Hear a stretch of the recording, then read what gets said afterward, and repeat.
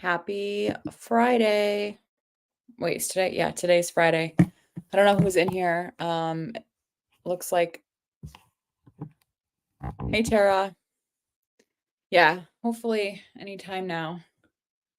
Um, hopefully anytime now. How are you, Tara? What's going on with you? I literally just walked in the door like 5 minutes ago. Sorry, I worked until 4. And then I ran home to feed my cats. And then I went to my mom's because they were having, oh my God, I haven't had fried food in so long. They were getting a local fish fry place and I got fried scallops. Oh my God, they were so good. And I brought home a chocolate chip cookie from my mom's house. So, uh, just gearing up for my trip tomorrow. Yeah, I saw your video. I haven't had a chance to comment on it yet because I was not alone. I actually had like 2 minutes left of the video to watch, but I'm sorry. Yeah, I'm sorry. I had something I was gonna ask you about something you said in that video, and I can't remember. I'll have to watch it again and comment on the video. Um, oh, I just caved and took some Tylenol. Tara, I've been like, I actually emailed or sent my doctor a message on the patient portal today because, like, I don't know. Everybody on Reddit was like they said their first symptom of Steven Johnson's was their hands, and I didn't read that until for the every time. I can't even fucking talk. Every day since Wednesday, my palms have been, very warm and tingly, and I'm like, "What the hell?" Today, it was just my left palm, and it usually starts about an hour to 2 hours after I take it and lasts for, like, 6 hours, and so it's fine now, but I was super paranoid about it, so I sent my doctor a message, and I was like, "Is this a side effect of the Lamictal? Is it some kind of allergic reaction?" And he's like, "Well, it could be." He's like, "There's no way to really know other than to just kinda keep taking it and see if it continues." So I was like, "Oh, that's reassuring." I also did try to call my pharmacist today. I tried to call, I think 6 times in, like, a 5-hour period, and I just could not get through.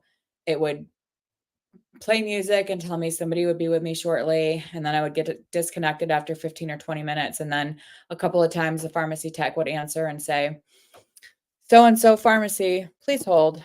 And then the same thing would happen, I would get cut off. Oh, yum, I made sourdough chocolate chip cookies last night and baked them up today. I'm bringing some for my nurse practitioner tomorrow. Froze the rest of the dough for a potluck on Monday. Oh, fun, Bentley. Come here, honey. I haven't seen you all day. Come here. Come on. Come on, buddy. Oh. Oh, so anyway, I took some Tylenol because my neck is really bothering me. But I really didn't want to because I know Lamictal is super hard on the liver. So, also, I smell like cigarette smoke from my mom's house.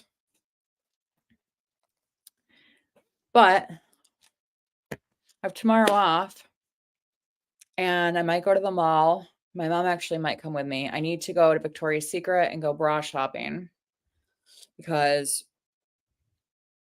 my bras are too big. I need to go to Ulta and get mascara.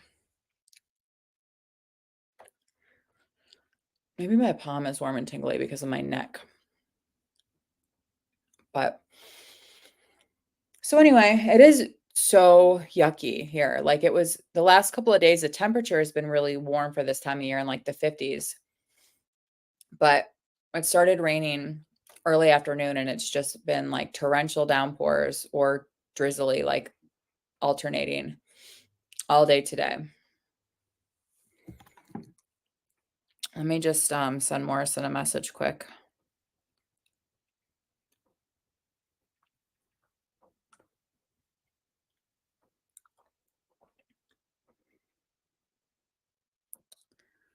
So I only ended up watching like half of the first episode of The Crown last night. Um, Probably watch more of it tonight while I have my chocolate chip cookie. Oh, oh, I'm sorry. I'm sorry. I didn't know you were right there. I'm sorry, sweet boy. I'm sorry. I just smacked Franklin in the butt. I didn't know you were there. So that's my plans for tomorrow. Shopping and maybe a little bit of Christmas shopping. I say that and I might end up just camping out on the couch all day.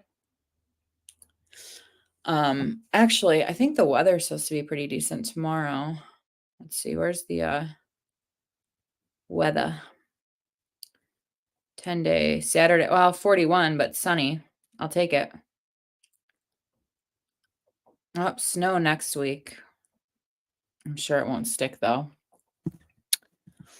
I went through something similar with Lamictal, the neck pain. It didn't make my hands tingle. My chest got tight, and I called the nurse practitioner 24/7 line. They told me to go to the ER.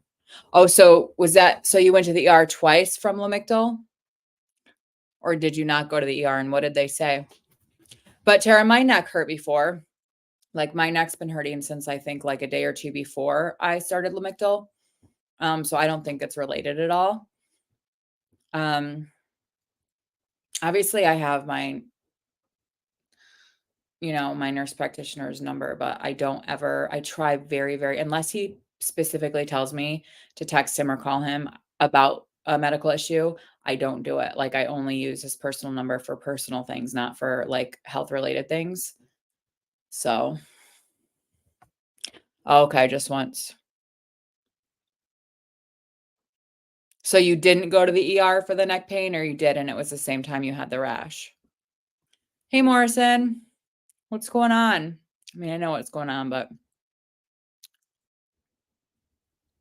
Morrison, do you want to come up and chat on here or do you want to just chat in the chat? Guys, excuse my appearance tonight. But it's been a long day. And these guys might be running around like maniacs because this is the first time I've been home all day long. So come here. Oh, you're a baby psycho. Well, you're a baby psycho. Feeling a little bit better for now. Do you want to talk about what's going on? What would you like to do?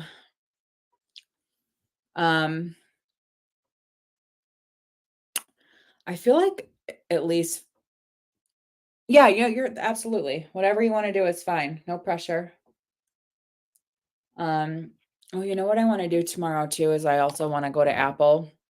Do you think if I go to Apple, they'll let me try on a pair of earbuds, like so I can see if they actually like fit in my ear and stay in my ear?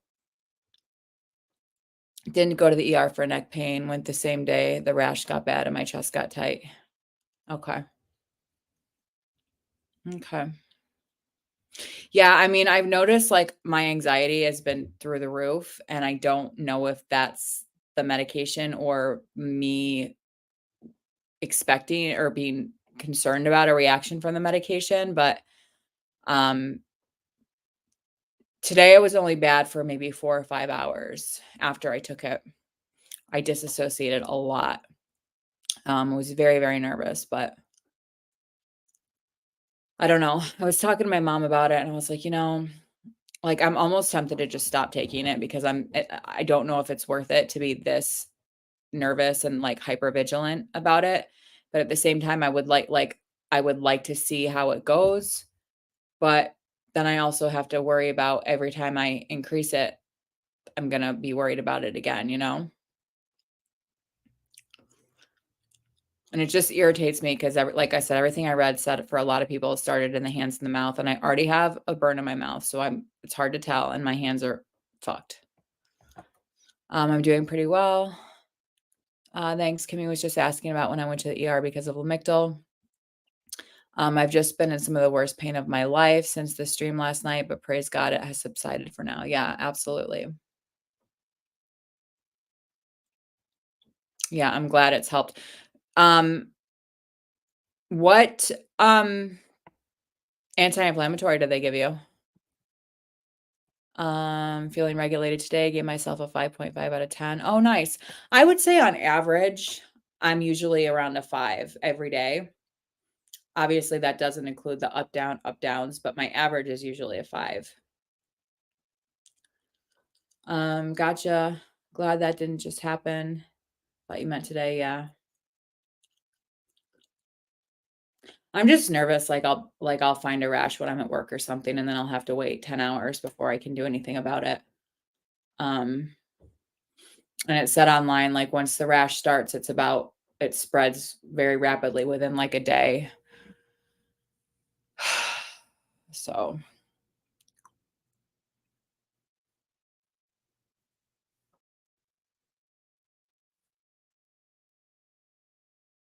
plus they're like, "Oh, look out for flu symptoms, sore throat, headache, tiredness." Well, I've had a very, very minor on and off sore throat, but again, it started before the Lamictal. Headache started before the Lamictal. I am tired. It's just my freaking brain, man.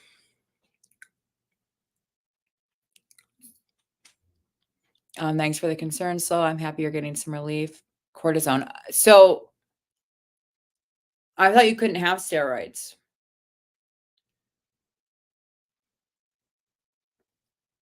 What the hell was that beep? Oh, Morrison. I got home and checked my mail today and had my new insurance card. So that was nice because I was super worried about that. I already have it. It's received it, no problem.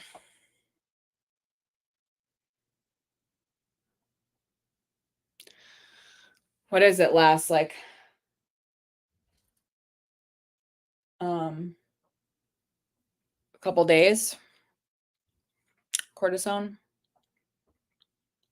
depending, obviously. I might need to go get my ginger ale.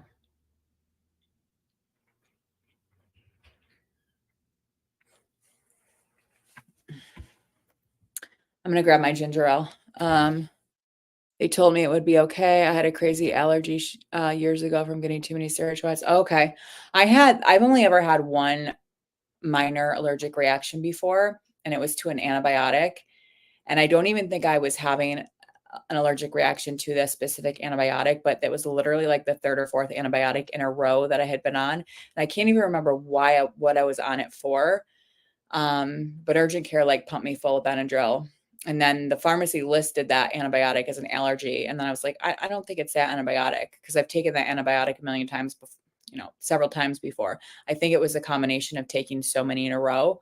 I'll be right back. I need to get my ginger ale. Oh, hi, buddy.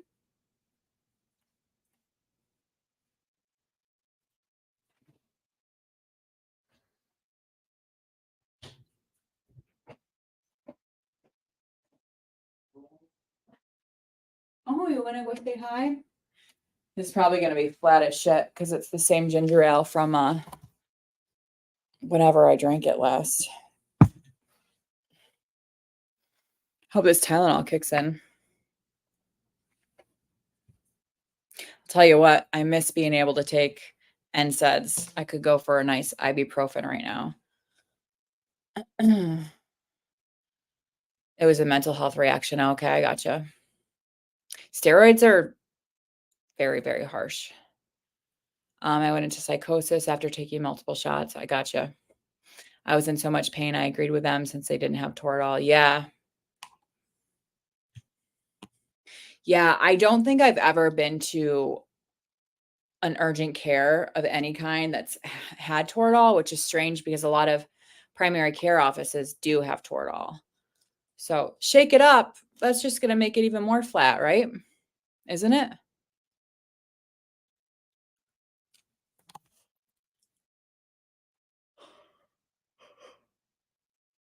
Very sorry. Sorry, sorry. Ugh.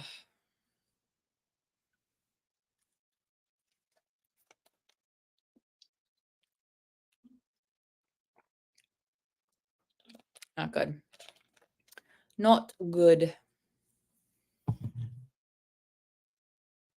you ever just sing the same song over and over and over again? On my drive home from my mom's, I sang the same song 4 times. I thought it would make it more bubbly. Yeah, I think for like a second, but then I think it makes it flatter.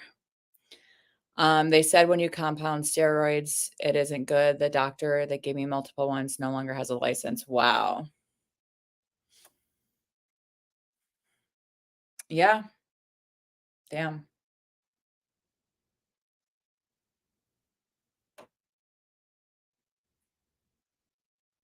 I've only taken steroids a few times in my life. It's the inhaled steroids that I can't stand. Um, that are in like some of the breathing treatments. I actually took a round of prednisolone over the summer for my neck and shoulder. I think I slept funny and I was in so much pain for days and days. And I finally sucked it up and went to see my primary and he put me on a week of like, yeah, prednisolone and it helped a lot. Made me fucking hungry though. Oh snap, that's telling. Hey Megan, how are ya? Hey Marky. Good to see you guys. Marky's driving. I think Morrison's gonna come up in a little while and talk. I'm so sorry.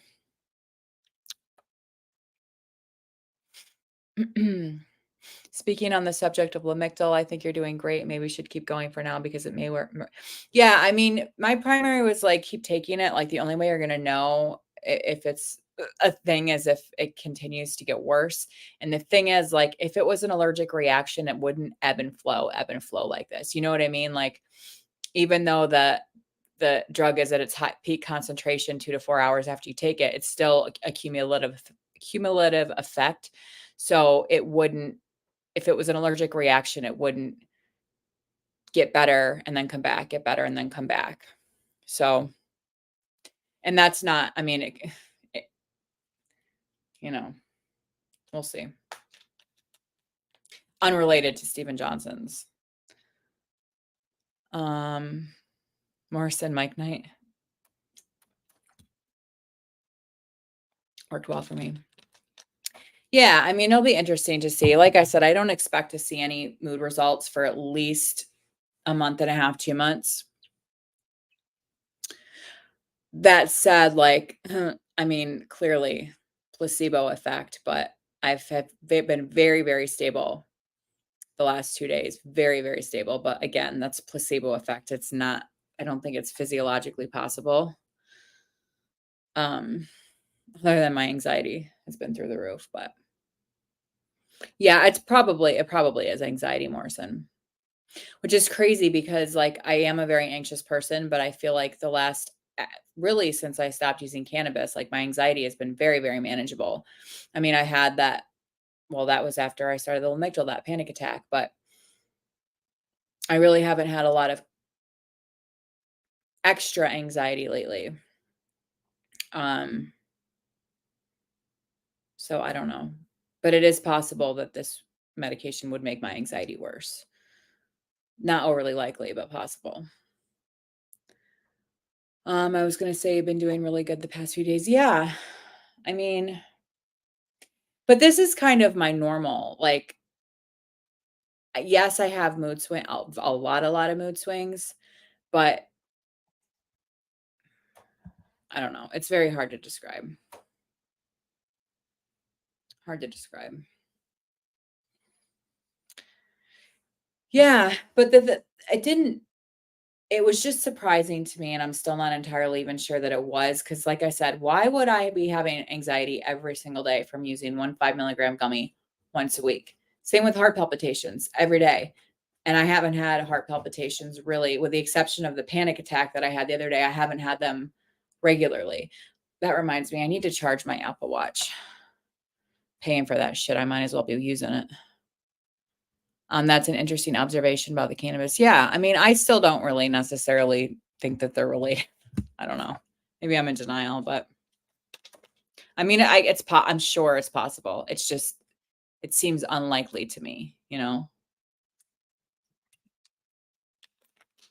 Stranger things have happened.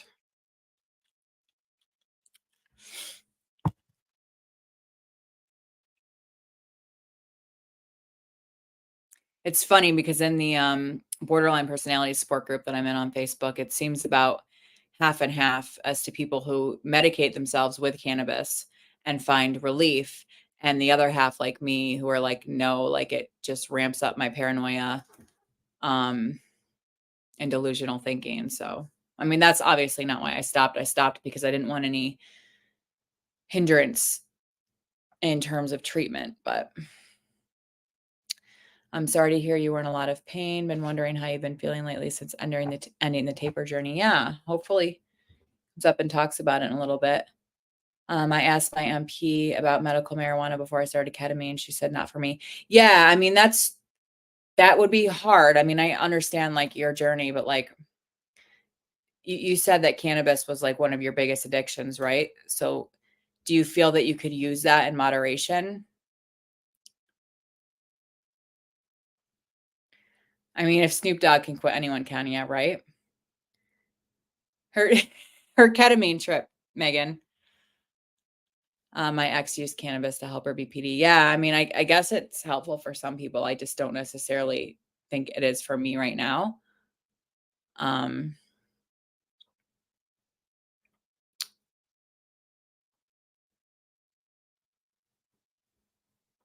yeah, who knows, Megan? Who knows?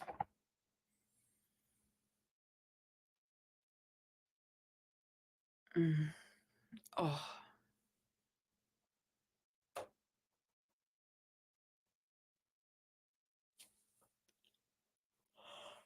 hey, Brandon, how are you? Sorry, how's it going?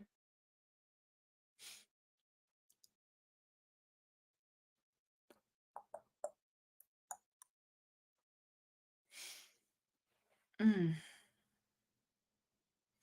I suspect it was either for health or religious reasons. I know. I'm interested to know what Willie Nelson thinks about it.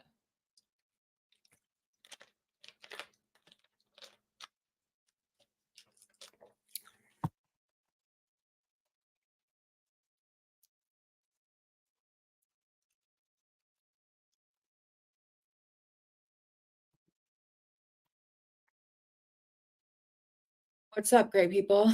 Oh, just chilling on this Friday night. I'm off tomorrow, so I'll have to try to get to bed early.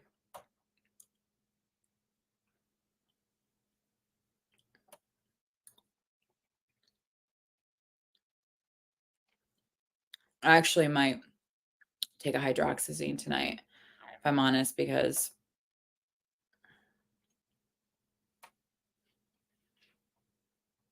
I might take one.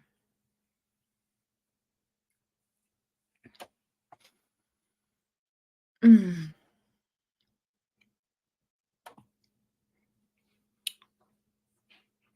Franklin,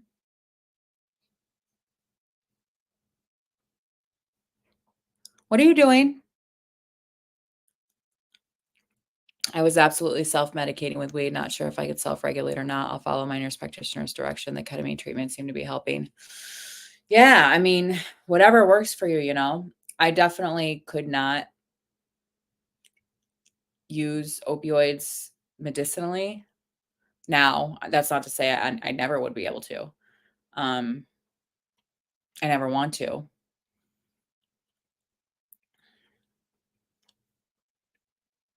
I was just feeling desperate before the improvement from ketamine. Yeah, I hear you.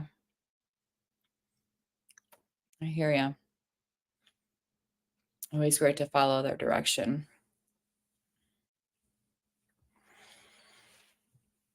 Mm,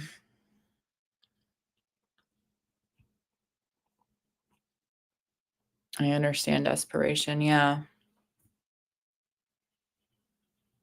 And that's like kind of how I felt when I got prescribed the Lamictal. Like at that point, I was like, I need to do something. I will do anything to not feel like this anymore.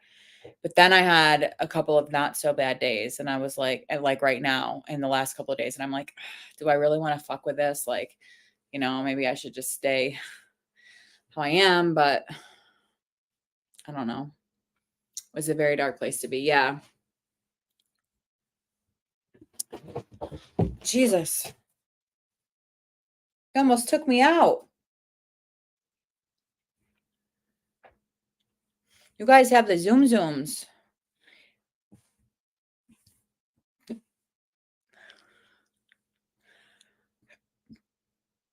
Mm. I should have gone live on my phone so I could go lay in bed and get my neck comfy. Oh my God, those cats are crazy.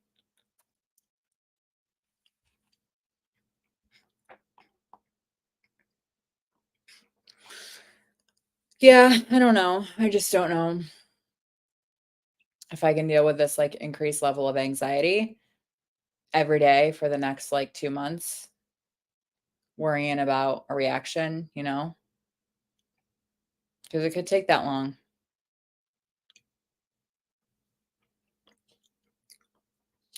I will come up real quick. Can't stay on long, so I'm trying to catch up on work. Oh, okay. Let me get the link. If I remember how to do it. There we go.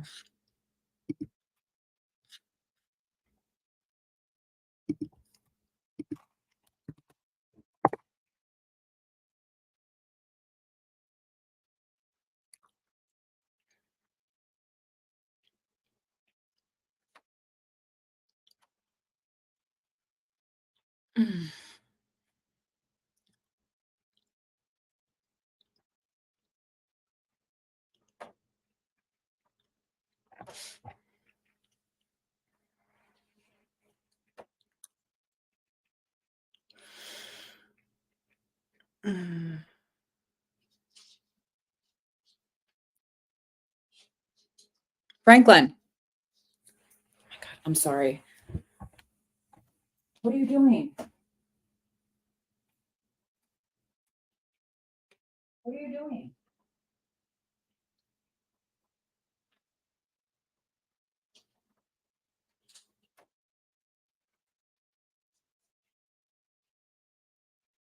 What are you doing?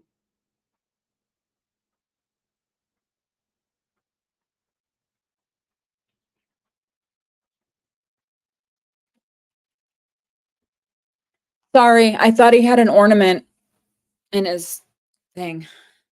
Sorry. All right, Morrison. Sorry. Hey there. Hey, what's up? Not much. How are you? Just hanging in there. Yeah. So do you want to talk as much about what's going on as you're comfortable with? Yeah, so after the stream last night, um, the pain just got excruciating. I was finally able to go to sleep, but I woke up at like 3 a.m. and it was that type of pain. It's like you can't even think straight. Um, so at that point, I was going to go to the hospital, but then I got in my head and I was like, I can't wake my wife up. I don't want to bother her. And all I could think to do at that point was take a piece of Suboxone. So, because I had already taken a bunch of ibuprofen, I had done the ice pack, the heat, the emu oil or whatever it's called. So, yeah, I was like Tara was saying, I was super desperate in that moment. And so I'm kind of beating myself up over it today, but I'm trying not to. But yeah, so um, I did that and then stuck it out and went to my appointment today. But yeah, so it's not a good thing, but I mean, like I was telling you earlier, um, I was just straight up with my wife. Like, I'm going to be straight up with you guys because I don't want it to be like this secret thing where I'm sneaking around taking Suboxone, or if they prescribe me something, I'm sneaking around and taking, pain pills or whatnot. So, yeah, that's kind of Absolutely. where I'm at. So I think we were kind of hoping that Kevin would pop in, because I feel like he would have sort of the best advice. Um, we were talking Yeah, like wondering, so you've been off of Suboxone for a month and a half. Um, right, right. and you took what, about a half a milligram? So we were kind Yeah, of, well, yeah, it was a 0.25, I think. I mean, it's hard to see. Like, I cut, all the ones I have left, I had them cut up to 0.25, so I just grabbed one of them. So yeah, yeah. So I think what your fear was that it might potentially kind of start withdrawal back up again after you've just finished all that. right, yeah, yeah. And then at the same time, I'm like, the doctor told me I'm out of work right now. Which, like I was saying, I do some work from home stuff, so I'm trying to just fill my time doing that, because there's not much I can do. I'm just like sitting here, so I'm getting in my head about it, and then it like freaked me out to do that, and then they're right here, so I'm like, I don't want the pain to spike, and then I do it again, and then it snowballs into something, but the main concern is, yeah, like you were saying, I definitely don't want it to put me into some type of withdrawal, which I wouldn't think so with being off that long with such a Yeah. small piece. I mean, But I wouldn't think so either. Obviously, I've not been through that, right, so I don't know, but I wouldn't think so. Now, let me ask you, because so what they gave you at the or at the urgent care was a steroid. So potentially, yes, if you need Toradol, you can have it because there's not going to be you're not getting two NSAIDs. right, So if you need it, are you going to need to go to the emergency room, or can you on the yeah, yeah. Yeah, that's what they told me. That's what they suggested. right? If the pain shoots up, that unfortunately they didn't have Toradol in the office, so that's why they gave me that other cortisone shot. Mhm. Um, but yeah, they just suggested to go to the ER, and do that. And like I told you, they offered me like a, a small milligram of Norco for the in the office, and I was like, oh no. Like, I just kind of felt like it was a setup, dude. Like, I don't know, all That's a this lot of stuff, the pressure. way, yeah, the way it snowballed, and then my wife's like, "Oh my gosh, this, you were kind of hurting, but it didn't get like this till after we burnt those dang cards, the tarot cards."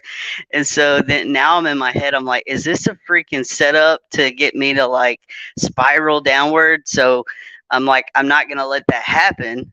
No, But you're not. when you're in pain, like, I really, this has really made me feel for people in like chronic pain, because uh it man, when you get in those places, like, this desperation takes over, like, whatever can get me out of this pain I'm feeling, I need it right now. That was the feeling I had. So Yeah, but I think it was the safest thing for you to do, as much as you don't want to take Suboxone rather than having yeah, taken, something else. right, Even if you had taken that Norco, I mean, it's right, not like you were gonna even at 0.25 of Suboxone, you probably wouldn't have even felt any pain. yeah, yeah, yeah. Yeah, and that's what I was thinking too. Like, last night before I took it, when it spiked up like that, I was like, well, if I go to the ER, they're gonna offer me probably Morphine, like yeah, a lot of Dilaudid or morphine, and I like that stuff too much. Like, I don't need that. But I mean, in the type of pain I was in, it's necessary sometimes to do that. So it's really made me think, like, we've had this discussion before, like, what if we need pain meds? Like, what are you going to do in that situation? right. So I think it's just so challenging because of how short a time it's been really since you've been off of the Suboxone. I think that makes it so much Right. harder, you know what I mean? Especially Yeah, with for sure. downs, like the emotional ups and downs. Yep. But I mean, you did what you had to do. You can't beat yourself up over it. You know what I mean? All you can do is move forward and hopefully have a plan in place as to what you're going to do if you have another pain spike like that. Y- Yeah. Yeah, for sure. You have a plan in place?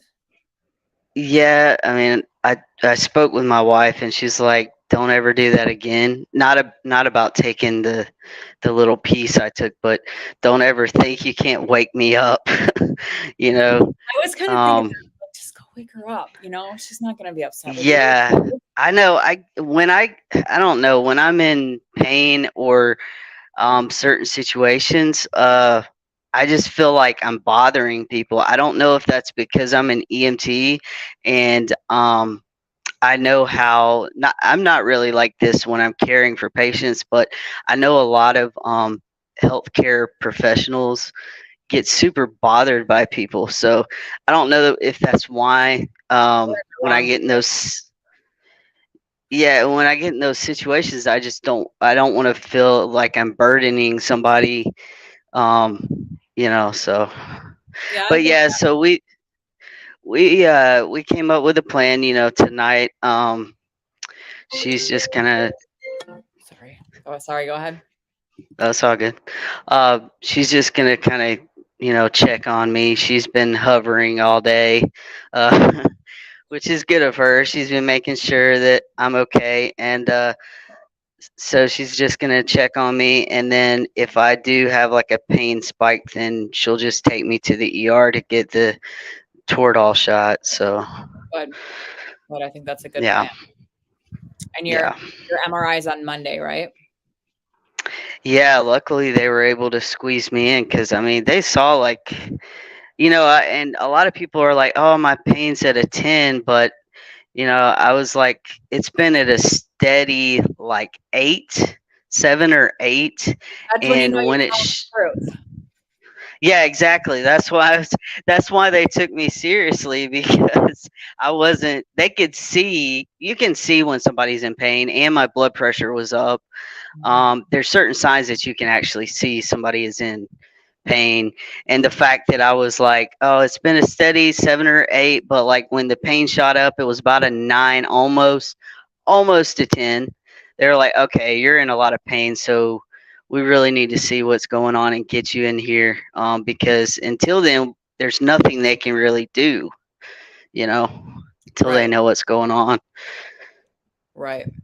Do you see Tara's comment on the screen? I don't, I don't really know how to see the comments on this I posted it. thing. It's right below me. I Oh, okay. read it, but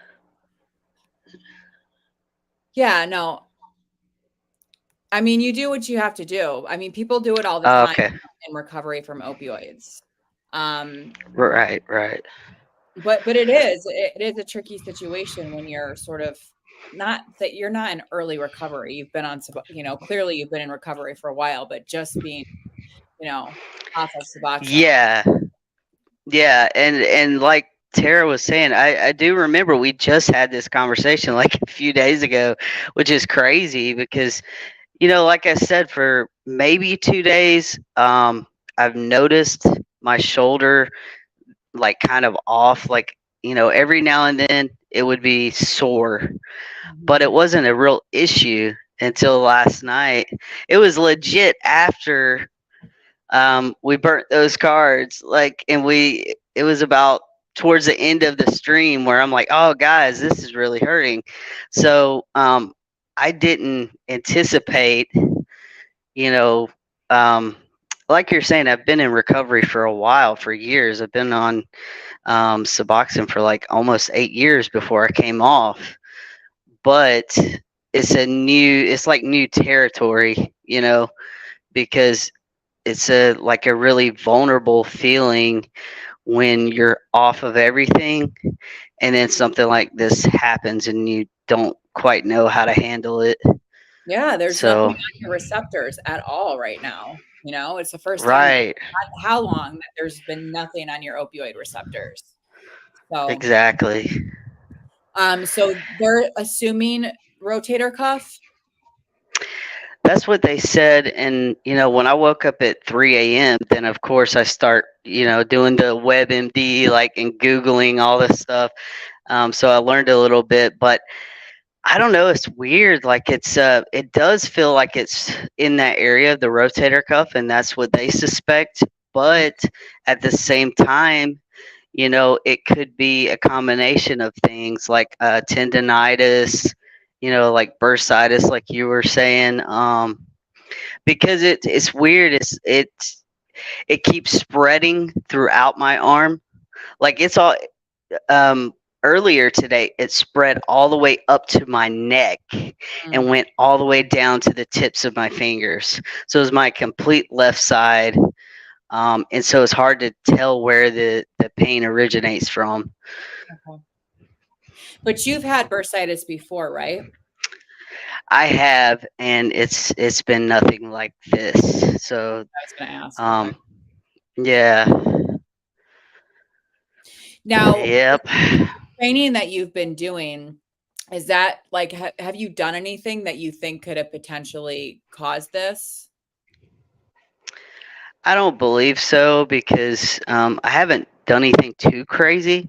I've been mainly focusing on my cardio. I have done some weightlifting, but it's been about the same that I always do.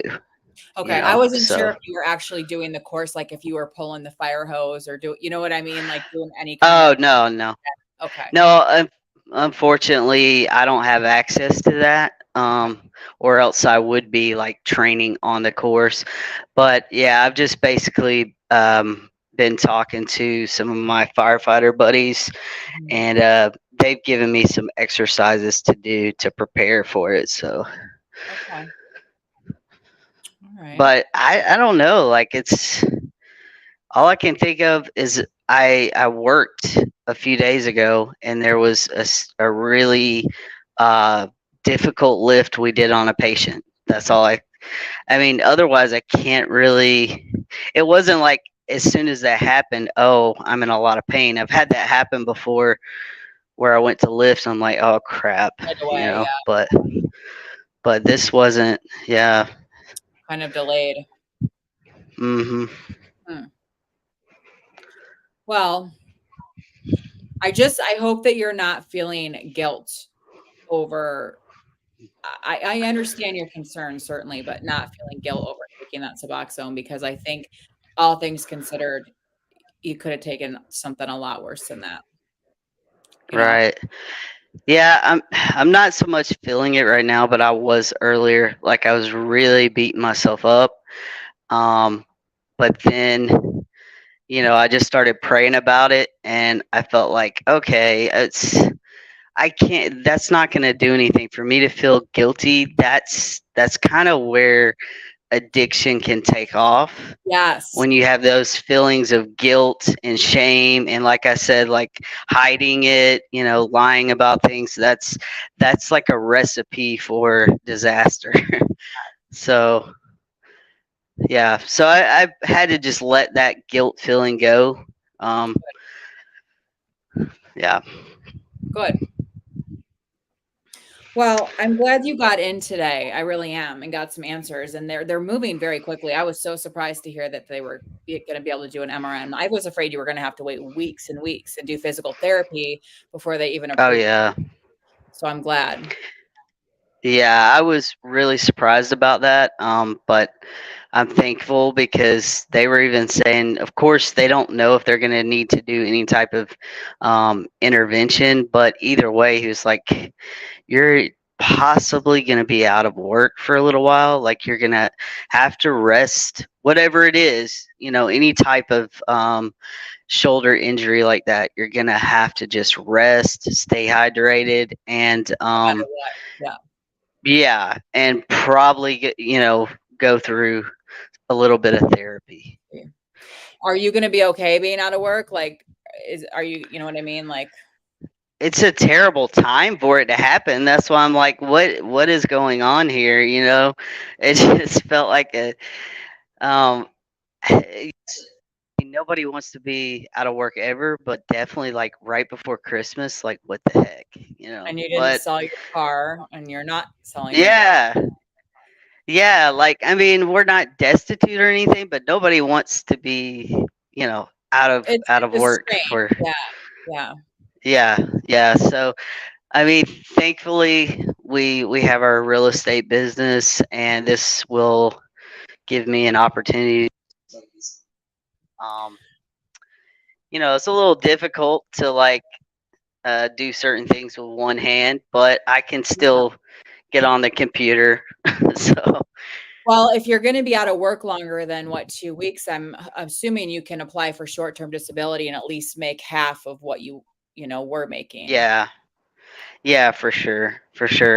And you know, I guess I'm gonna have to once I get the MRI and like the official, hey, this is how long you got to be out of work. I'm just gonna have to tell the fire department like, hey, we're gonna have to reschedule this, and you know, Yeah. Well, I'm sorry that this happened to you, you know, it's kind of I feel like yeah, it's disrupted a lot of plans that you've had in your life, but at the same time, like, regardless of what I believe or what you believe, I feel like there's probably a reason for yeah, that, for sure, you know? You for might not sure. find out what it is, but I'm sure that there's a reason. Yeah. Yeah, definitely. I'm trusting God with this one because I know in the past, like when stuff like this happens, there's you have no control over it, you Mhm. know. So you just kind of have to go through it. I Absolutely. mean, there's really no other alternative. And I'm just like trying to remind myself how you handle these situations determines, you know, because you're going to go through struggles, you're going to go through unexpected things, and then when you come out on the other side, you can learn from it and you know be better for it, or you can slide back and do you know Yeah. terrible things. But and it's reminiscent of actually when I really got into my pain pill addiction was through an injury at work, and I was out of work for like I think 2 or 3 months Right. from an injury, and they put me on a bunch of pain pills, and man, so that was like a spiral downward. So it's almost like, hey, you don't have to do that now. Just Kinda like a redo, right, right, you know? yeah, for Yeah. sure, I mean, you can't control what happens to you, but you can control how you choose to deal with it, I guess. I'm yes, I'm one to hmm talk, but no, you're right, yeah. Well, I'm glad you came on. I'm glad that we could, be here and talk through this. And I hope yeah, your pain is better, right? I mean, since taking the Suboxone and since getting the steroid. yeah, right now, it's feeling a lot better. Good. Um, I worry at nights because that's normally, you know, when it flares up. But hopefully, you know, I mean, with that kind of shot and still taking the ibuprofen and icing and you know having it in a sling, that should you know help me get through the night. So Did they say how long the just steroid should work for pain? Couple days or I think they said it works like at least a week. I want to good, say is what they good, said. good, good. Yeah. Are you gonna see them like for your results shortly, like within a few days after getting your MRI? Do you know? Yeah, I go Monday, and then I'm supposed to call them to schedule to come in and find out the results and everything. Okay, so it's not scheduled yet. All right. Mm-mm. Hopefully they get you in for that soon. Like hopefully you don't have to Yeah, get the MRI and then wait forever to. have the results. Yeah, yeah, they should be able to. They just didn't want to schedule it. I don't know why, but Okay. they're just like when you go up there, just call and schedule, and we'll get you in for the results. Have you had an MRI before? I have. It's Oh, been a okay. while since I've had one, but Just wondering. Some people are really claustrophobic and have, a hard time with oh MRIs. yeah, it's not fun being in that tube But for your head sure. should be out. I mean, at least a little bit. You know what I mean? Yeah, So right. good. Yeah, Good. yeah, it's not bad. No. All right. Well, But I appreciate you having me on. yeah, Definitely helps to open up and share that and get that off my chest. To talk about it. So yeah, good. Well, I'm glad you felt comfortable talking about it. You know what I mean? And that nobody was going to judge you for that. So yeah. I mean, everybody's so great, so I don't worry about that. good. But you always have those thoughts like, oh, just don't tell anybody that you did like, I know. and we all know where that comes from. That's like those thoughts that try to get you trapped into Yeah, into secrets, and so yeah. absolutely. All right. Well, I appreciate you coming on and chit chatting. So you have to go get some work Yep. done? Yeah, I'll still be on here. I'm just gonna be working while I'm listening. So, Okay. All right. Well, thanks for coming on. all right, thanks. All right. All right. So, Tara said, I appreciate your honesty. Thank you for sharing your journey. Megan, respect the honesty. That's got to be hard on your mind. You're doing the right thing in a refined state of mind. Yep. We read Tara's comment. I've been discussing use of pain meds when I get my wisdom teeth removed with my peer support mentor. I've decided that using pain meds as prescribed does not compromise my recovery. Um, Megan, good thing to keep talking, especially to the wifey. Thanks for being so open and honest. And Mark, you made it to the hotel. So 2 more days, right? And then you're donezo minus your test.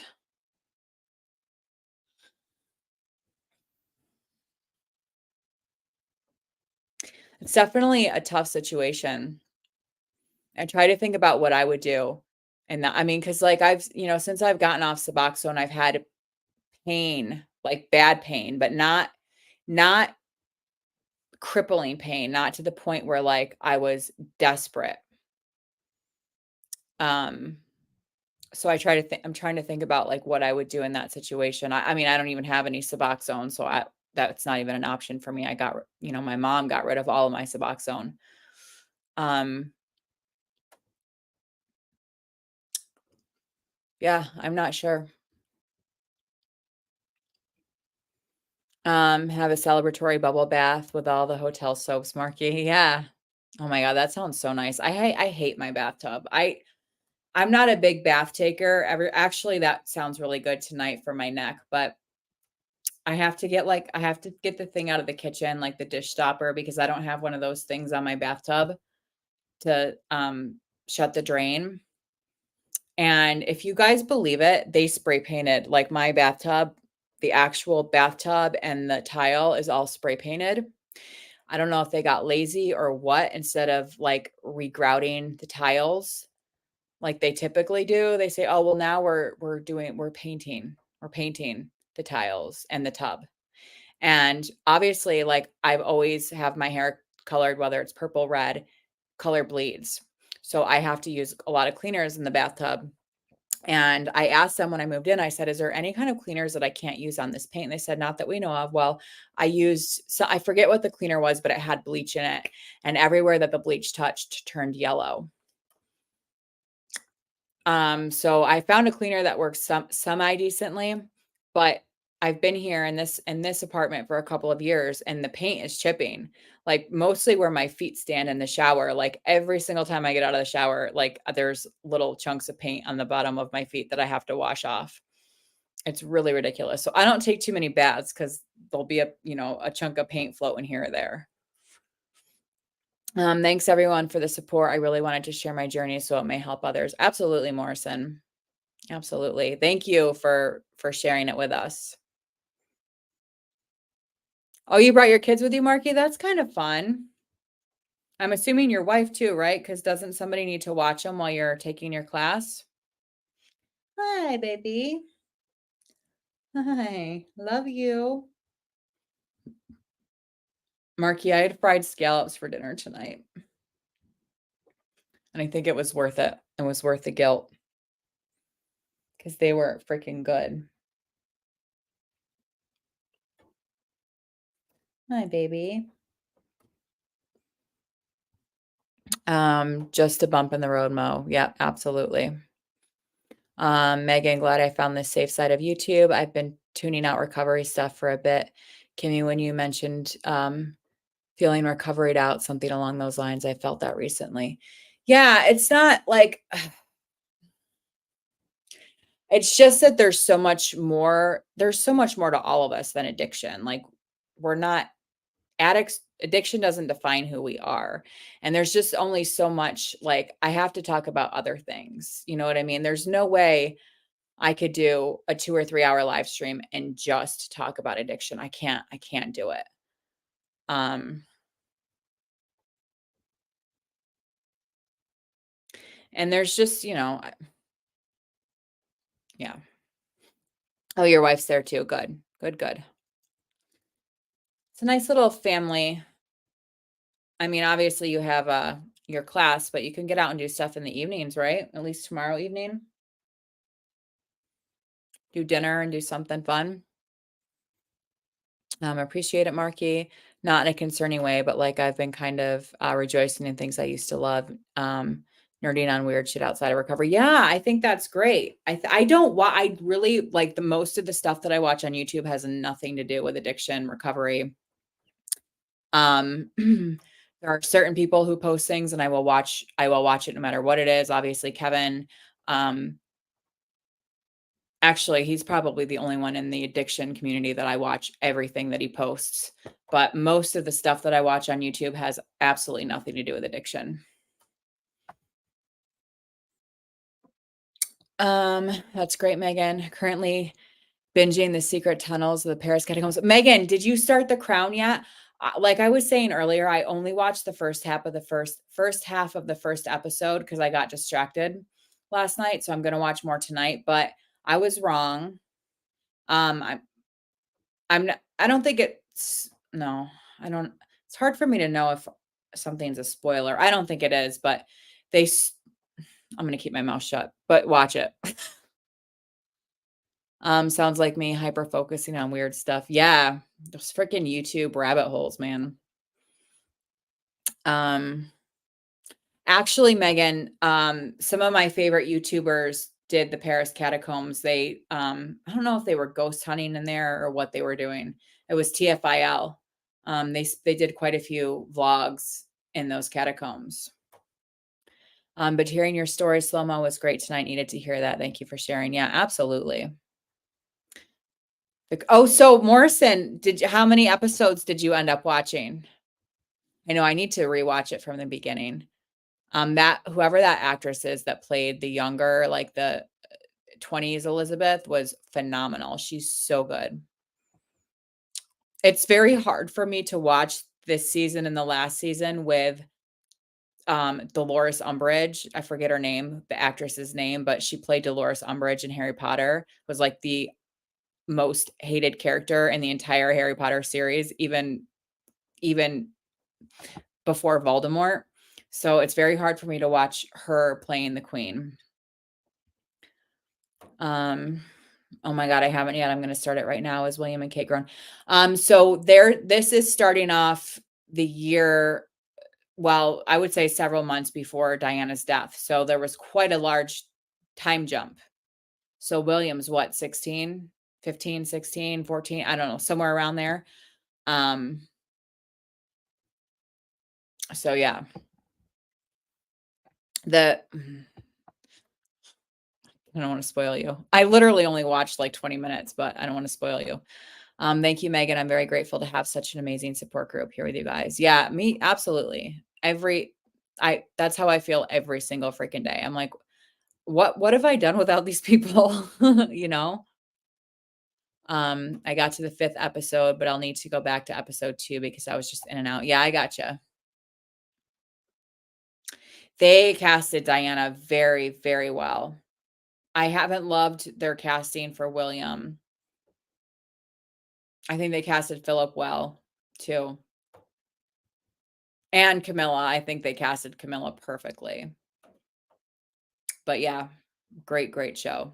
I'm really excited. I'm confused as to why, like, there's 4 episodes released and then 6 will be released next month, but obviously, like, a month, that's not too bad. So,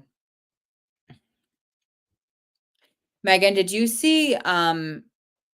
watch the movie Spencer with, Kristen Stewart, who played Diana? That was actually really good too. I think it kinda made her, well, who knows how she was in real life, but I think it was a little bit stigmatizing, I felt like, toward her, but it was a good movie nonetheless. Like, legit, I was in real life support groups for years in recovery, but this is the best group I found. Yeah, I mean,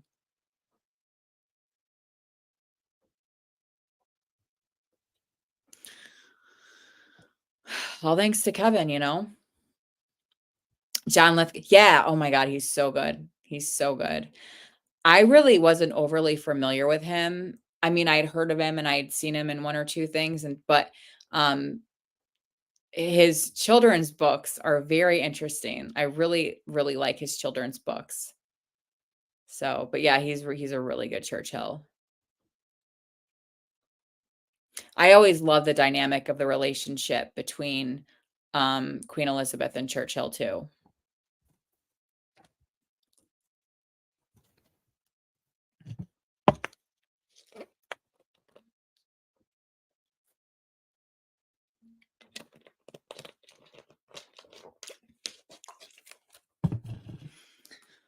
Oh, I took this Tylenol like an hour and 20 minutes ago. I don't think it's kicked in yet. Maybe.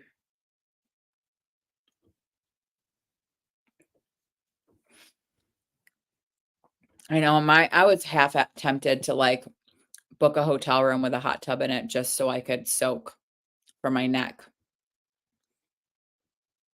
But I could just go stand in the shower, but that's not fun. I've seen the trailer, but I can't see Kristen as anything other than Bella Swan. Yeah, yeah. She's actually a really, really good actress. A really good actress. And it's funny because the guy who played Charles in Spencer also played somebody in The Crown. And I'm trying to remember who it was. Um, oh God, who was it? I have to know now. You ever think of something and like you can't rest until you figure out who it was?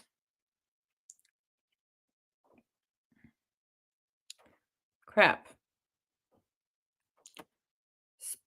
Cast. All right, where's the give me the whole cast here. Now I have to know who it was. I loved when they went to Africa. It was hilarious. Philip says, "I like your hat." Elizabeth says, "It's a crown." Yeah. They have a funny dynamic. Sorry, y'all, but Kristen Stewart. Yeah, no, she annoys me too. She really does, but she's a really good actress nonetheless. I feel like a baby making baby step progress, learning about different recovery groups, really just staying where I feel safe. So almost same here. This group kicks ass. Yeah, and that's a big thing, feeling safe. Like,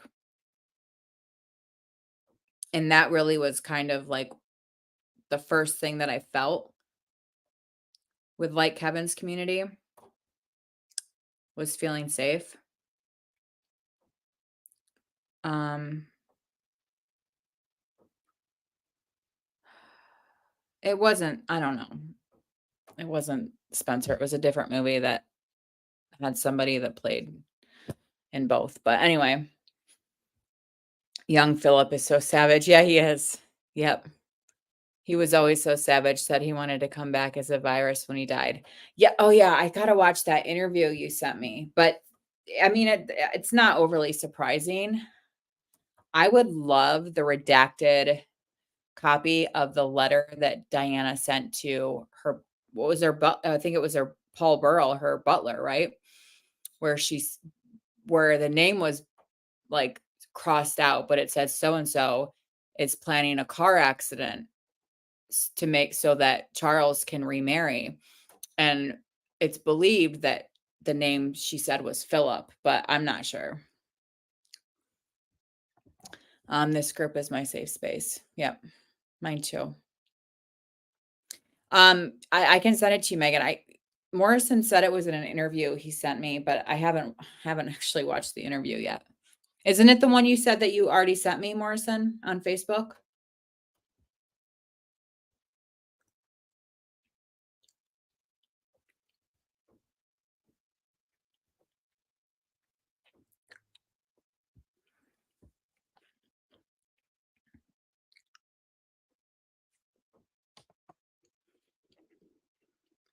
Hmm.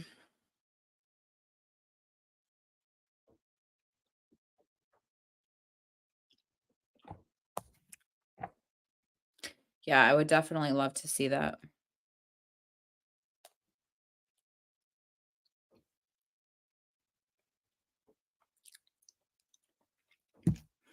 It was a 2009 Guardian interview. Oh, so it wasn't the one. I thought you said it was mentioned in the YouTube one that you had sent me.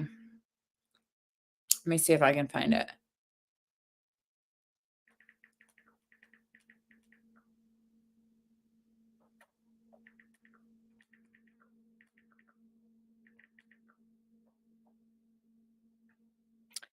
The quote is noted in an article by the Guardian newspaper from 2009, where some of Prince Philip's most controversial quotes are listed. The full quote reads, "In the event that I am reincarnated, I would like to return as a deadly virus to contribute something to solving overpopulation."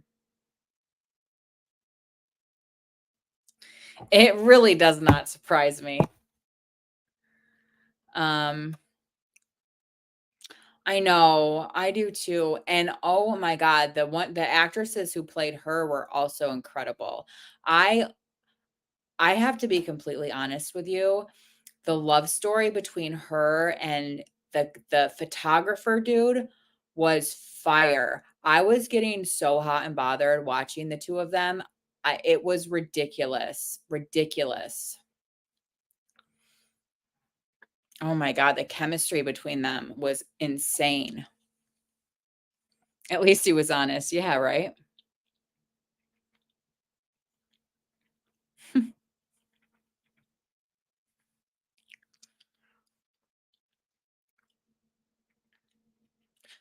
I wonder if he cheated on her a lot. I bet he did.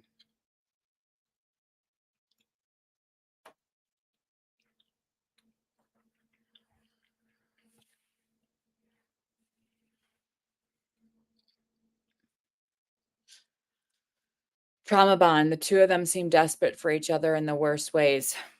Are you talking about Margaret and the photographer dude? I can never remember his name. Is that what you're who you're saying had a trauma bond?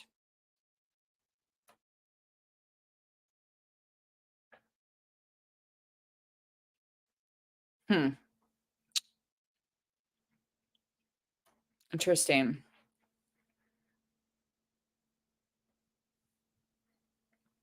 Could be.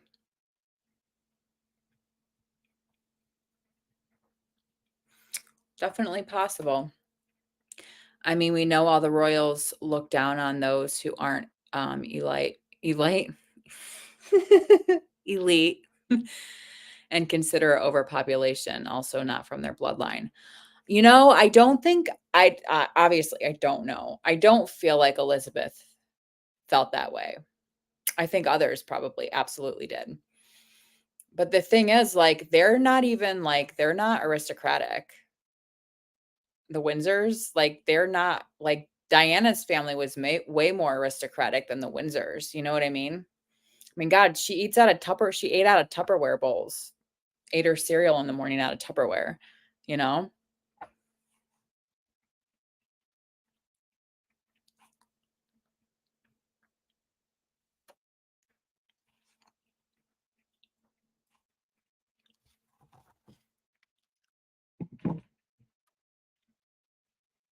Hi. Hi, Fluffy. Come here. Come on. Oh, she'll come say hello. Where's my big boy? Hi.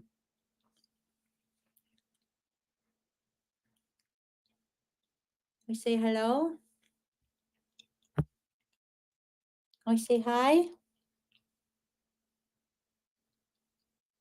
Hmm. Whoo, he shocked me. You shocked me. Their line goes back to Vlad the Impaler. Oh, really? I was just listening to a documentary about the Windsor line, but I'm pretty sure I fell asleep because it was hours long.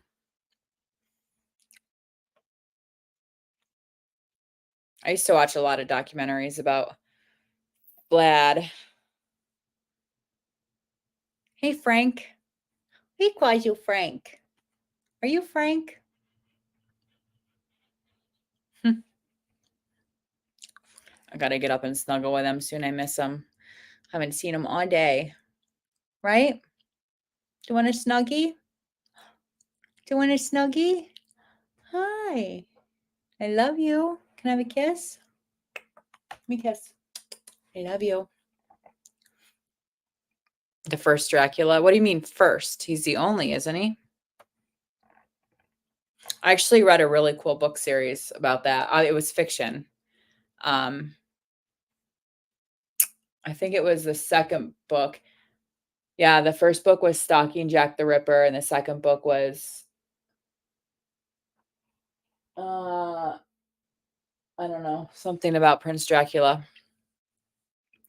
I wonder how different our world might be sometimes if King Edward had not abdicated. It seems Elizabeth still would have been queen anyway, since Edward never had kids.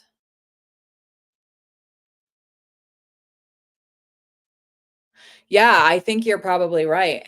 I do think the guy was shafted. Like he should have. It's just ridiculous. If that had happened now, he would have never had. I mean, look, Camilla's queen. Like he would have never had to have chosen between what's her name and the throne. You know. It's very interesting. Prince Charles admitted his line is a line of vampires. Well, it's funny because in this book, and again, it's fiction, but they do talk about how there are British royals who are affiliated with Dracula. It's a really, really good book. Slow mo LOL making a nerd note to research that later. The rabbit hole goes deep, deep. Yeah, it does. Yes, it does. I wonder if that has any significance as to why they call them reptilian or if they're two completely different conspiracy theories. Because they can't all be right, you know? Truth, not fiction. No, yeah, I know. But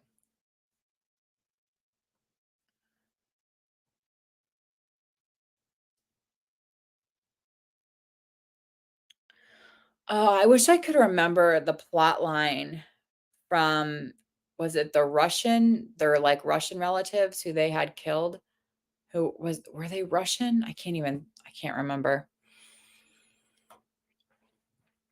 Oh, my back's kicking.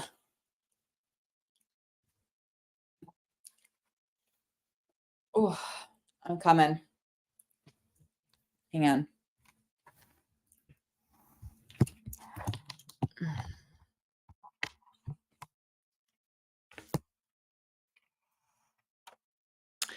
Who knows, Megan? Who knows? Um, I don't know. Probably maybe Tara and Marky. And then I don't know who else. I think the reptilian thing is just a representation. They're cold-blooded vampires. So what do you think vampires are actually, Morrison?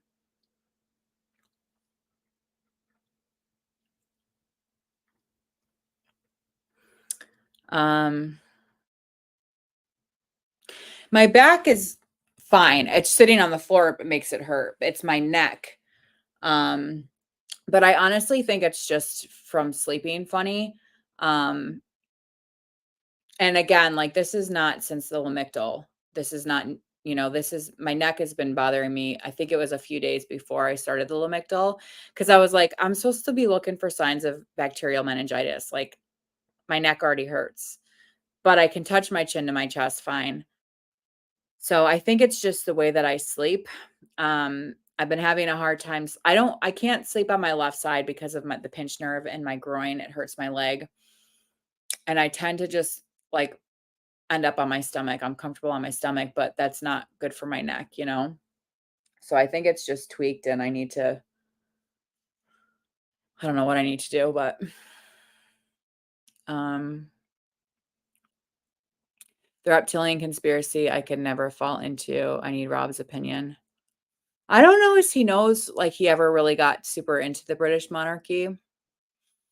I don't know how I feel about that either. It's just fun to think about. But what I was trying to research was, and there wasn't a ton out there about it, but apparently a lot of people say that Queen Elizabeth died in, I can't remember if it was 2012 or when it was, but that the person who reigned after her was not actually Elizabeth. So, um, I don't mess with ghosts. Ghosts. Wait, what? Wait, what? Oh, no, yeah, I was like, I think she just means who's listening and not chatting. Oh, yeah, okay. I don't buy that. Yeah, I don't know. I just think it's fun to read about that kind of stuff. Um,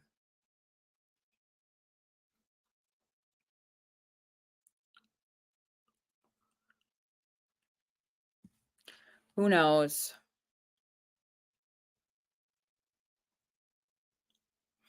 I think vampires are real in a sense. People do blood rituals and drink blood. They also do life extensions and think they'll be immortal, which is a lie. I think every myth, every, I don't know, folklore idea all stems from truth. They're just twisted and changed over the years. Oh my God. Rob was ghost listening. What's up, dude? I'm sorry I ignored your call. Um, we needed a little support group sesh. You know what I'm saying? Marky.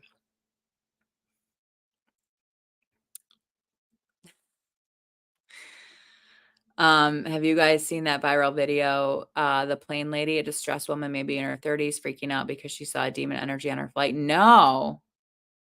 Is it on YouTube? Let's watch it. I was trying to find, and I know I've mentioned this to you guys before, but several years ago, there was some sort of meeting in Congress or like House Select Committee.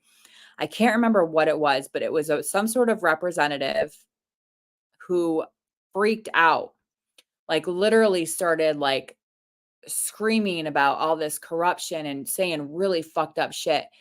And I watched the video a few times, and ever since then, it's completely gone, and I can't even find anything about it on Google, like who it was. I can't not even can I not find the video, I can't find anything about it, and I freaking saw it. Yes, Megan, something is deaf up. Who's nuts? Are you calling me nuts, Rob? I can't click that. I can't click it. Oh, yeah, whoops. Yeah, I can't click it. I'm gonna have to search for it. Um Apparently, she admitted to being under the influence, but she stood her ground saying she knows what she saw. She then went missing for a month and came back, and it was not her. But is that okay? That's a YouTube link. The plane lady. All right, I'm gonna see if I can find it. The plane lady.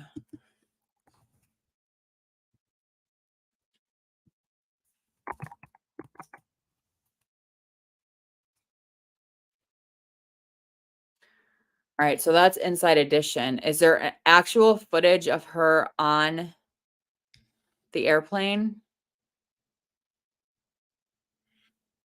That's what I want to find.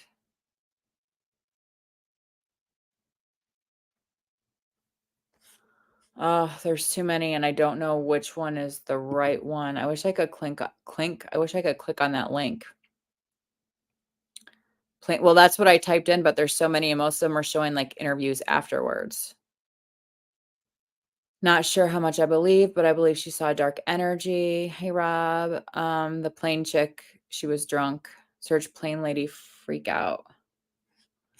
Plane lady freak out. If I can type, that would be great. How long is the video? Because there's a bunch here, but this one says new video of He's Not Real airplane incident shows what happened before meltdown.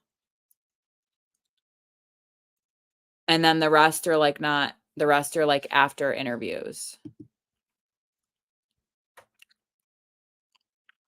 I know, but I can't click on it. They're not clickable on here. Hey, Marky. Yeah, you can send it, but I can't click. I can't click on it to play it or to bring it up. Like they're not clickable on StreamYard for whatever reason. Slow Mizzo. It's a short. Do the New York Post one. All right. Let me pull it up. All right. Let me share my screen. We're going to have to watch an ad, but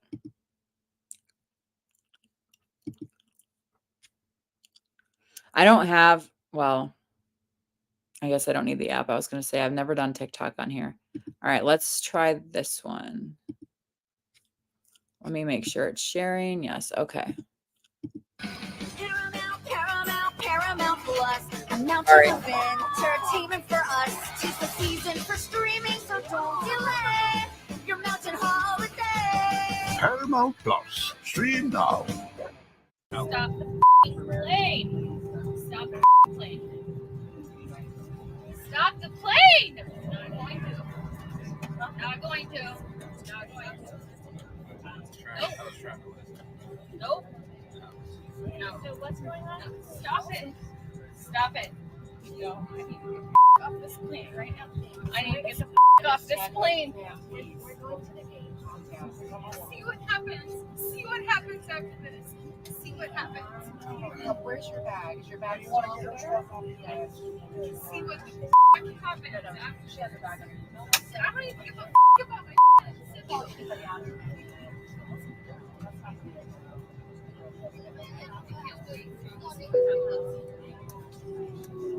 License verified, disarmed door, standby for all calls.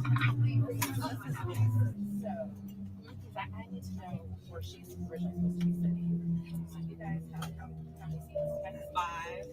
I'm a licensed attorney, so just be careful. I'm a licensed attorney. What are you gonna do? What are you gonna do about it?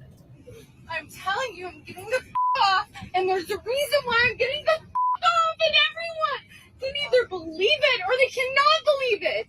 I don't give two but I am telling you right now, that mother back there is not real.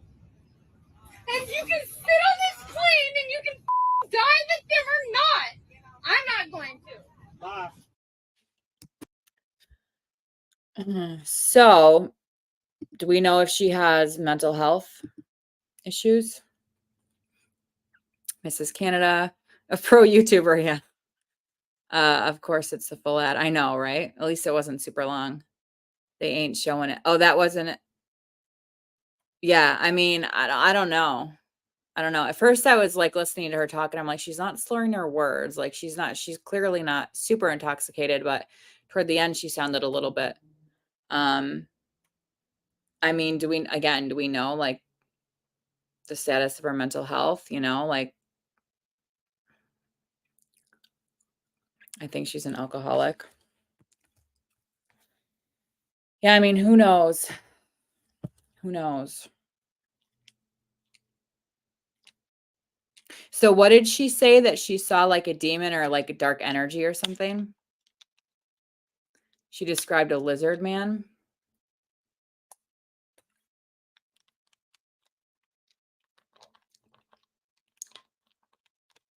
I'm telling you guys, nothing would surprise me. You could tell me that she's schizophrenic and was having some sort of break. Wouldn't surprise me. You could tell me that that's legit. She really saw it. Wouldn't surprise me. Like nothing surprises me. I believe her NPC demons Nephilim floating around out here. NPC. What's NPC? She said that motherfucker ain't real.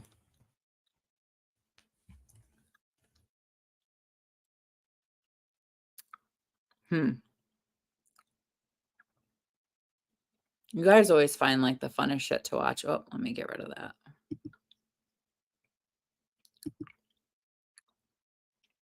My new conspiracy hole is, yeah, Rob's been like, he keeps mentioning this 1988. And I ask him to tell me what he's talking about. And he's like, just Google it. And I'm like, no, why can't you tell me? He's like, just Google it. Rob, do you want to come up on stream and tell us about it? Oh, non-player character. What does that mean though? Isn't that a gaming reference? She had a TikTok account. She came back to apologize for being drunk, but that a person was whispering dark, explicit thoughts, demon energy. Interesting.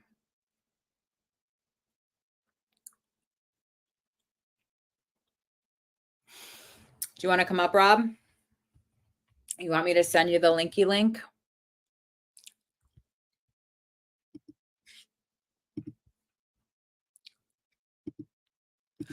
Just click that little button right there, Rob. Of course you sent me a TikTok. You guys, I can't even, I probably have, there's probably 100 TikTok messages from Rob in there. And he's always like, did you read my TikTok or did you watch my TikTok videos? And I said, no, because there's too many of them and I'm overwhelmed.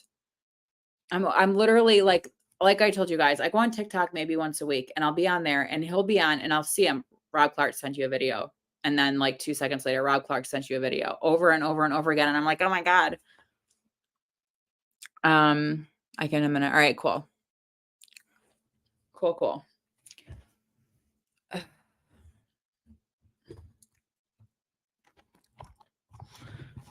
Oh, I just smacked my foot on the coffee table.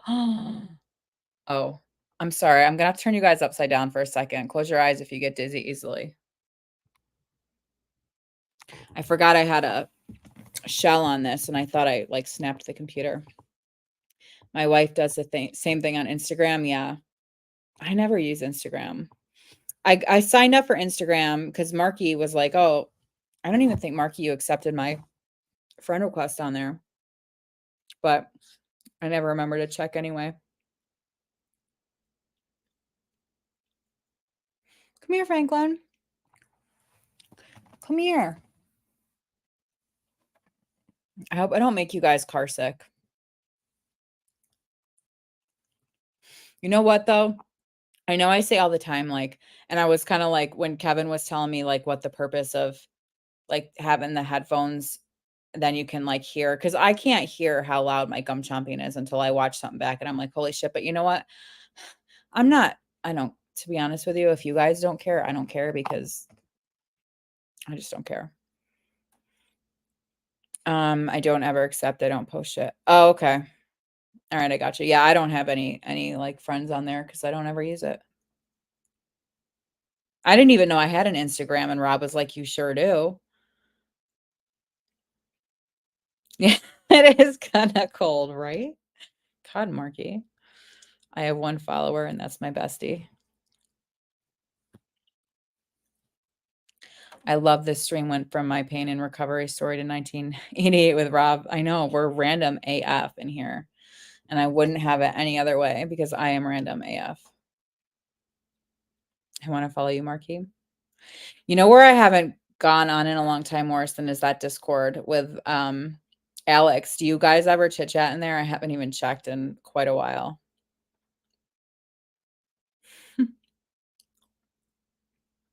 Is that an alien? Yes. It's just a blank profile, bro.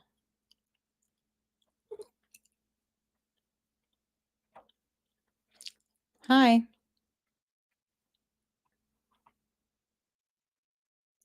Rename ADHD with Kimmy. I know, right? I don't actually have ADHD. And if you want an unpopular opinion, well, never mind. Never mind. I'm trying to keep it as non-controversial as possible. I post vids of people pooping in bags mostly. I did enjoy the video you sent about the girl talking about, or what the girl said something like, oh God, I can't remember. It was basically a guy and a girl talking about like sexual things. I guess that's all I can say. Oh my God, did you guys ever watch those videos? 2 girls, 1 cup.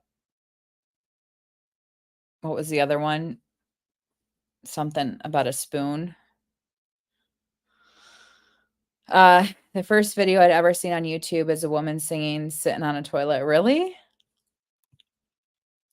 I don't remember the first video I saw on YouTube.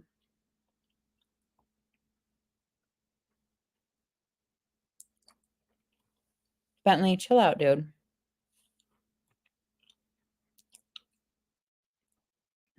How dare you bring that up? 2 girls, 1 cup. Clearly, you've seen it. There was one Rob showed me years ago, and it was horrifying. Like, I couldn't get through it. I think it was called, like, the Pain Olympics or something like that. It was horrible. 1 chick, 1 bag. Bag dump, fucking.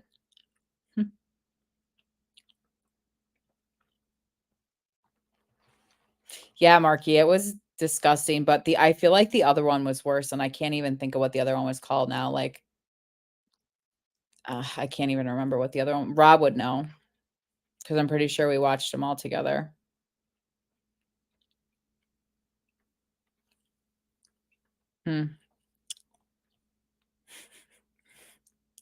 I can still hear in my head like what the music sounded like when that video first started. Mr. Hands, anyone? Hi, Kimmy. Hi, Scott. How are you? What does that mean, Mr. Hands? Blue waffle? Well, if you tell me not to do something, chances are I'm going to do it. As long as it's nothing to do with eyeballs, I'll be okay. I just realized the bathroom in this room doesn't have a fart fan. Do you guys really turn your ventilation fans on when you poop?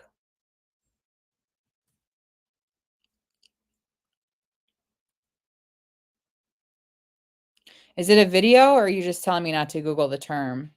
Because it's actually it brings me to Planned Parenthood. Blue waffle is totally, completely, 100% urban legend. It doesn't exist. All right, well, what the hell is it?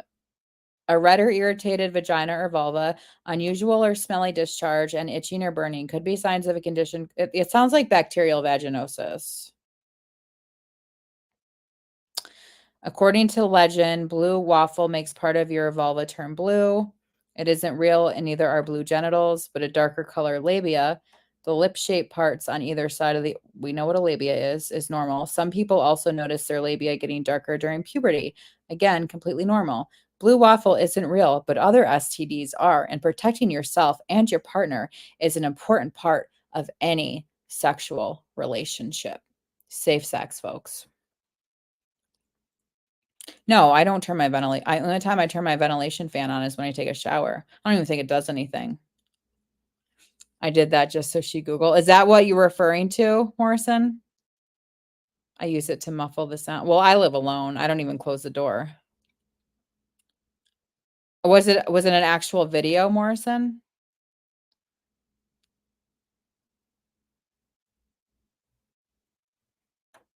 Okay, I don't understand. Somebody mentioned that courtesy flush the other day. What is a courtesy flush? A safe word? PSAs by Kimmy, yeah. All right, well, let me click video and see what it. Yeah, they're all from like gynecologists. Was it a video of like a blue labia?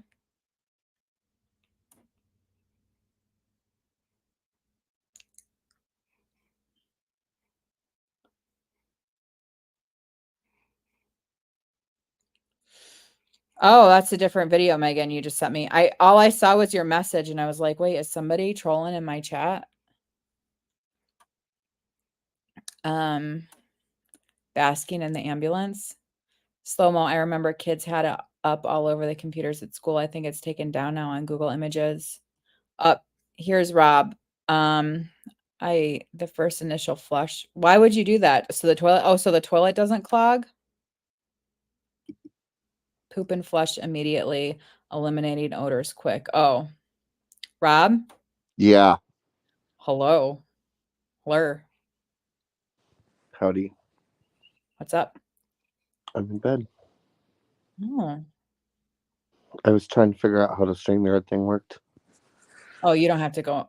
Oh, I don't know how that. I don't remember how it works being a guest, but You have to like copy the link and open up a new page and post it in there, and I don't know. you had to go to Internet Explorer or not Google Chrome, right? Yeah, it said I had to use Safari, but I used Google Chrome Okay. anyway. Stupid. Oh, you did use it? Let you use Google Chrome? I believe so. Oh shit. So talk to us about 1988.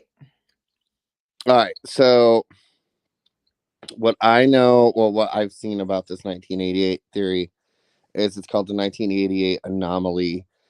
And it's basically saying that like in 1988 there was like a catastrophic event that like wiped everything off the face of the earth and killed all of humanity, and the universe basically reset itself at that moment. And that's why a lot of people experience like the Mandela effects, and a lot of people have like this draw towards like 80s nostalgia, like not just like here but like all over the world. And I don't know, it's super weird. The more I read about it, like the more it made sense. I was gonna try to open up something so I could read it to you guys while I was on this, but it won't let me have both of them open at the same time. What didn't we just talk about? Oh God, did you watch? There was a movie like very, very similar to that. Fuck. All right, let me Google it. 1988. But you've seen it mostly on like TikTok though, right? Yeah. What's it called? The 1988 phenomena? Wait, what's it called? The 1988 anomaly. Anomaly. All right. Wait, there's something on NASA's website about a 1988 anomaly. Well, that's cool. That's weird. Well, I don't see anything about it other than a big picture of the Earth with a bunch of red spots on it.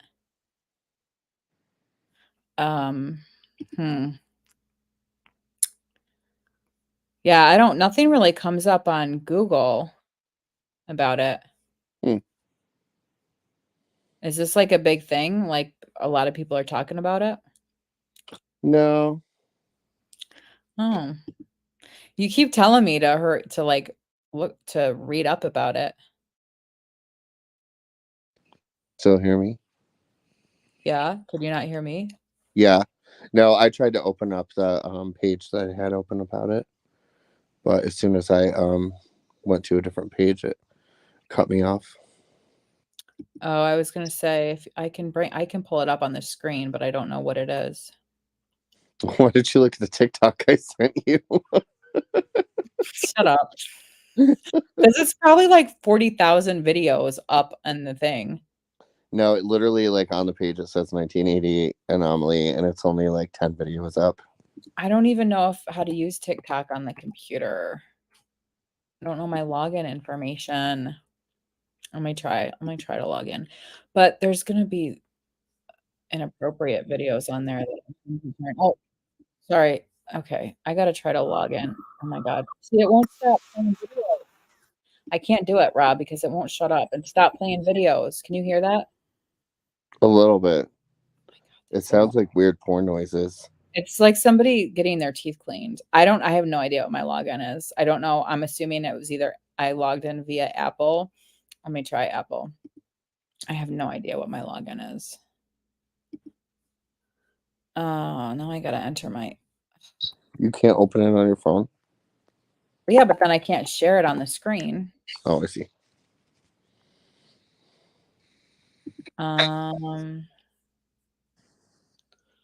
I mean, it just auto. Okay, now I gotta enter this dumb code somewhere. Where do I enter the code? I hate this shit. I'm not computer savvy. Oh, I don't know what to do. All right. Resend the code. I'm going to remember that. Can you remember this code? Oh, wait, I got it. 905. Okay. All right. Trust this browser. Sorry, guys. Hide my email. Oh, you know what? I think. Oh, that's not. They're trying to create a new. I can't do it. I can't do it. I don't know my login. On the Mac. So wait, I apologize if I missed it, but wouldn't our parents remember if there was a catastrophic event? I'm assuming everybody's memory was wiped, but and that's why they're saying like we have all these like Mandela effects, like where we remember things differently than they actually were. Yeah, it apparently wiped the face of all humanity and everything. So everybody was kind of reset, like recreated. Yeah. Or okay. So like, okay, so like I would have been 4 at that time. So you're saying I existed before then as a 4-year-old and I existed after then, but like my memory was wiped before that. Right. So are they false memory? Are all of our memories before that false? It's and also, how does that relate to the stuff that happened where like post Mandela effect? You know what I mean? Like, or post the stuff that Jesus Christ.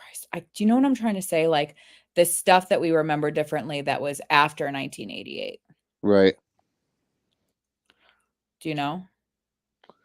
I don't right offhand.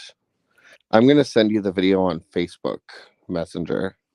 Oh yeah, I can bring that up on here. Yeah, I have to figure out what my login is. All right.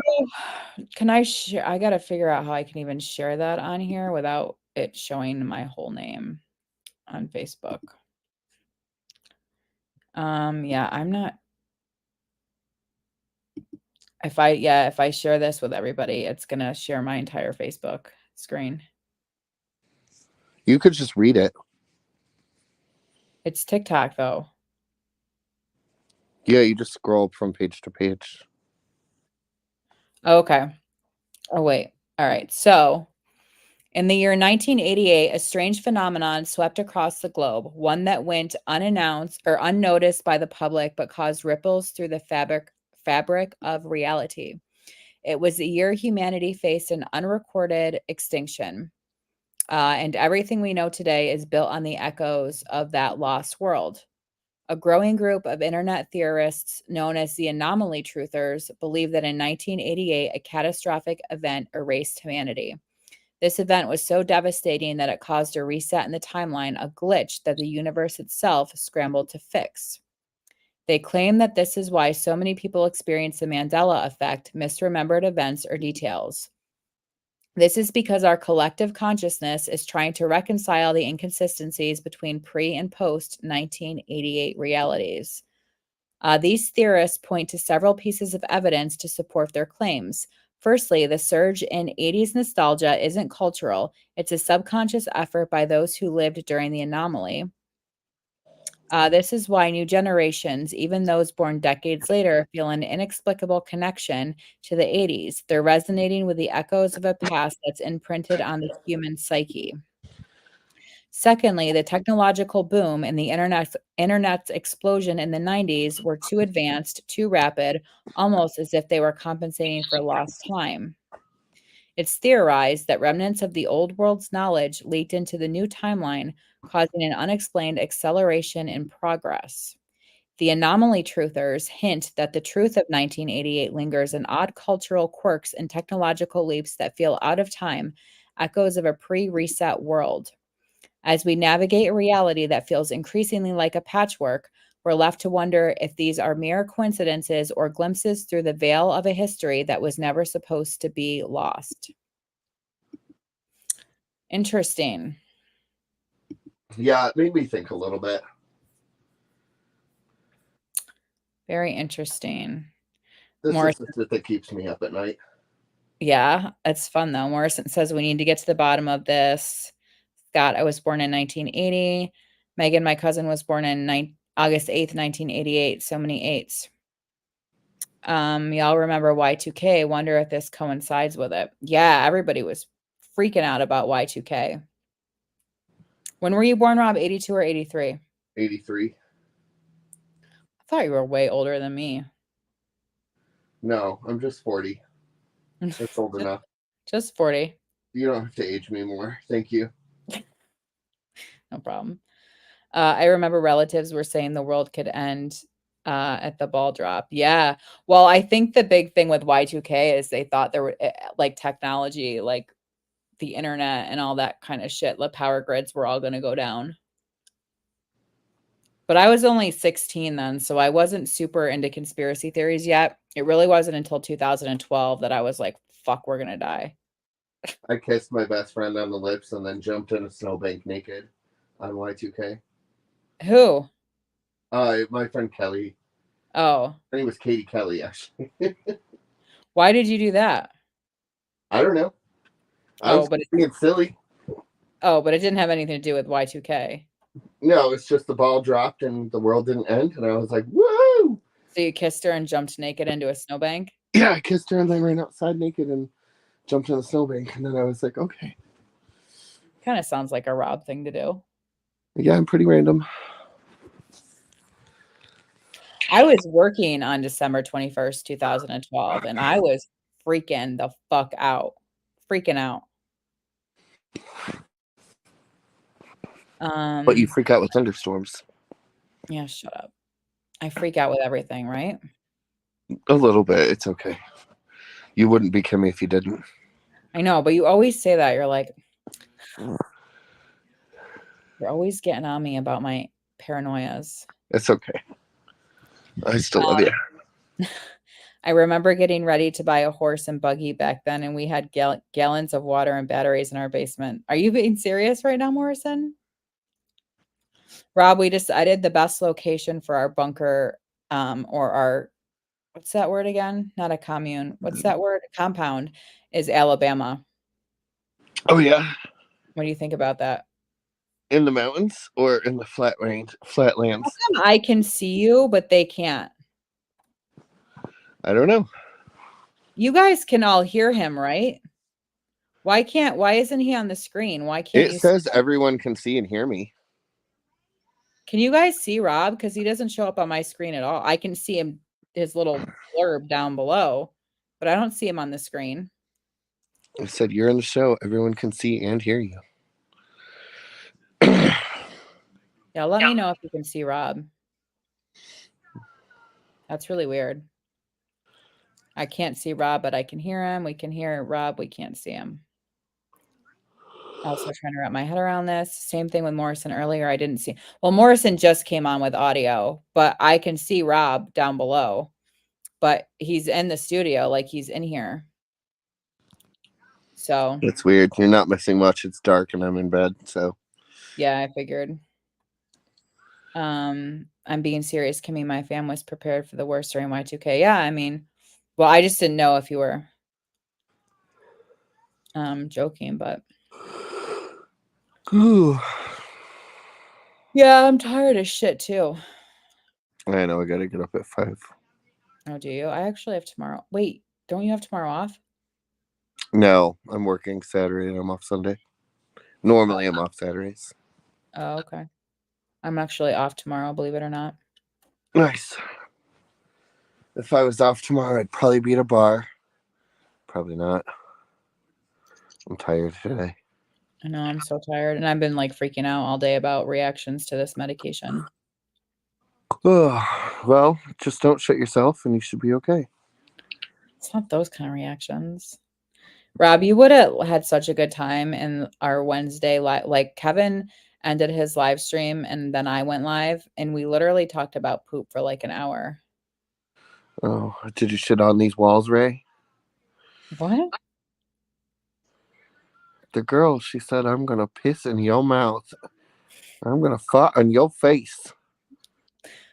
And I'm gonna shit all over these walls, Ray. Woo! Dara says she's getting Stranger Things vibes. I never saw Stranger Things. Morrison says next time I'm on, I'm gonna share the millennial reign of Christ and Tartaria. Yeah, that's the stuff that Tala talks about, I think. So Stranger Things was actually based off of something else that happened. Like that is a whole conspiracy theory itself. Like that research facility actually exists, and there are stories that there you be. They were like that they were based off of. Oh, okay. I didn't realize I couldn't because I had this on. Oh. See, I never had to do that before. Click the button to do that. It just did it on its own. Tartaria, is that like the super advanced race of people that don't really exist, that people just that was like theorized that existed, but they were like super advanced? I don't know. We'll see what Morrison says about it. So there's this he's a member of our community. His name's Tala and he has a YouTube channel and I haven't really watched many of his videos, but he talks about like the millennial reign of Christ and how like a lot of people believe that like Christ already came back and already ruled on earth. And so that's I'm not sure really how they relate, but Megan says after I watch The Crown, I have to check out Stranger Things. Do you think I'll like it? Yes. Have you seen the whole thing? Yes. And you think I'd like it? Yeah, no, it's good. Is it on Netflix? Yeah. Oh. Rob said, or Morrison said, yes, Rob, it coincided with the mud floods and the reset. Yes. I yeah, Tartaria's history was also allegedly wiped. Yes, I have stayed up late watching some conspiracy theories about them as well. It's super interesting. But where you, I don't, well, actually, I don't want to dox you and say where you live, but there's a big conspiracy about a lost people close to where you are too. Oh yeah, like the Moon-eyed people. Well, Oh, I don't know. you're thinking of like the Roanoke people, but that was in North Carolina, and that was basically people that just got sick and died. Oh, there's 2 Roanoke's? Yeah, there's more than one Roanoke in the world. Oh, I thought they just like vanished off the face of the earth. No, they basically got fucking disease from the white man and died. Oh. Yeah, and happy Thanksgiving for that. Yeah, no, I mean that was like an Indian civilization of people that just disappeared. Basically, like the people went away and came back, and the people were gone because they had to move to migrate, and they caught disease and basically all died. Huh. But I do live in Appalachia, and there are theories about these moon-eyed people that live in the mountains and have like, I mean, basically like whole ass civilizations inside the mountains. And That's I've been cool. seeing a lot more videos about them as well. But then I don't know. There are some like very fantasy ones, like basically like they can become invisible and you don't want to see them or you don't want to befriend them because like bad things can happen to you. But then I've heard other ones that, you know, like they're just like large-eyed, like basically blind people because they live in the darkness all the time. And they're just very skittish and they only come out at night to like explore. Interesting. Morrison says he'll send you the best Tartaria. I don't know if I'm saying that right. Video. He said that makes sense, Rob. That may be where the Nephilim are. I believe it. Tara says, agreed. I have a book titled The One World Tartarians, the greatest civilization ever to be erased from history. Oh, see, I love that. I'm going to have to research more. I don't know anything about that. Yeah, no, I mean, they were, I mean, so, I mean, you know, it's crazy because like in this last year, you know, we've uncovered like a whole ass civilization underneath the rainforest that we didn't even know was there. And we don't even know how old it was. And, you know, like they keep, I keep saying all these things about, you know, how the world is much older than we actually think it is because, you know, I mean, you look at like the heads at Easter Island and then like the whole bodies are buried, which they basically say are like evidence of like great flooding. And then like on some certain mountaintops there's like plant life that only grows like in the bottom of the sea. So and I mean, obviously, we know that the Earth changes, and it has changed greatly over time. But like, they're not really sure how long that time was, and now like the course of humanity could be like could go way back farther, like than we could even think. So like, Tartaria is definitely something that is possible. And you know, I mean, like you see like the way that they built the pyramids and like I didn't even know that like the pyramids apparently used to be encased in like white marble and were nice and smooth back in the day. um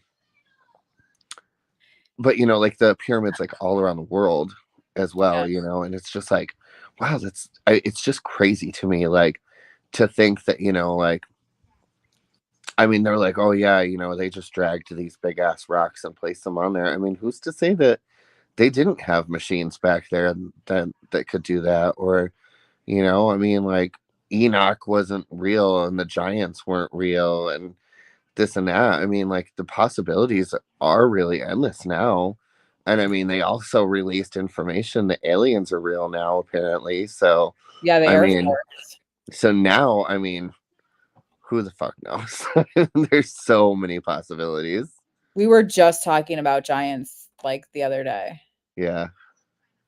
Wow. Tara, I bet from what I have seen about it, it it definitely blew my mind, and I was like, man. Wow. Not to change the subject, but real quick, do you have any plans for Thanksgiving? Yes. What are you gonna do? I'm gonna go to my buddy's house down the street with him and his daughter and his dad, and she's making mac and cheese. I'm gonna make these really cool little biscuits that have so you take like Bisquick biscuits and you put a little pumpkin pie filling on them. Ooh. And you sprinkle them with cinnamon and sugar. Oh And then my you put God. them on their side in like a bread loaf dish. And then you bake them. And then you pull them apart like these little dessert things. That sounds really good. Have you ever made them before? No, but it looks super easy. Wow. Well, I'm glad you have something to do. I didn't know if you were gonna have any plans. I mean, if I didn't, I would just sit at home and drink. No, I would go to a bar. I'm not that sad. Night before Thanksgiving is always the biggest bar night of the year, even more than New Year's Eve. I know. The night before Thanksgiving last year, I met some man and went to a hotel and stayed there with him until noon, and then showed up at my friend's house. And we were, he was like, well, we've been waiting on you to go out for Thanksgiving dinner. And he was like, what were you doing at the hotel? And I was like, how did you know? And he was like, fool, I have your location and you stayed in a hotel right up the street. You think I didn't drive by and see your car out front? Oh I was no. like, oh, well. We used to go to this bar, guys. Actually, I don't know if I ever met Rob at this particular bar. I think I met him at the next bar that we went to, but I spent a lot of my 20s in this bar, and they always got a special license on Thanksgiving Eve to stay open until 4 in the morning. I think it was did you ever go there? You know where I'm talking about, but do you ever? The one downtown? Yeah. No. Oh, okay. Yeah. No, I didn't live there when that place was open. Oh, interesting. You were in North Carolina? Virginia. Oh. But when we met, we were hanging out at the other bar, and then you moved back. Oh, did you go? Is that when you went to North Carolina? Yeah. Okay. All right. Sorry. I forgot we were live streaming for a minute. We were just chatting. Anyway. Yeah, that's crazy. That's a lot of really interesting stuff. So now I'll know what you're talking about when you talk about 1988. Yes. Yes, Slow-mo. Enoch was definitely real. I swear I'm going to get a cat, even though I don't love cats, and I'm going to name it Enoch. And I swear to God, the cats have something to do with that civilization as well. I have like this weird feeling that it's something about the cats. I don't know why. That Tara, or dolphins. I'm super triggered by books with grammatical errors. Super triggered. So what cats have to do with those? What do they call them? Enoch. So Enoch was like a being. Yeah. Like have you ever read that book of Enoch? No. I think we talked about it one night on here, but no. I actually think it's sitting right next to my bed. I just don't want to reach it. Really? Yeah. I feel like I've learned new things about you when you're on my live streams that we don't talk about in real life. It's so weird. Oh, then I have books. That you read. Yeah. I mean, Yeah. well, you did mention it once before, and I'm like, what?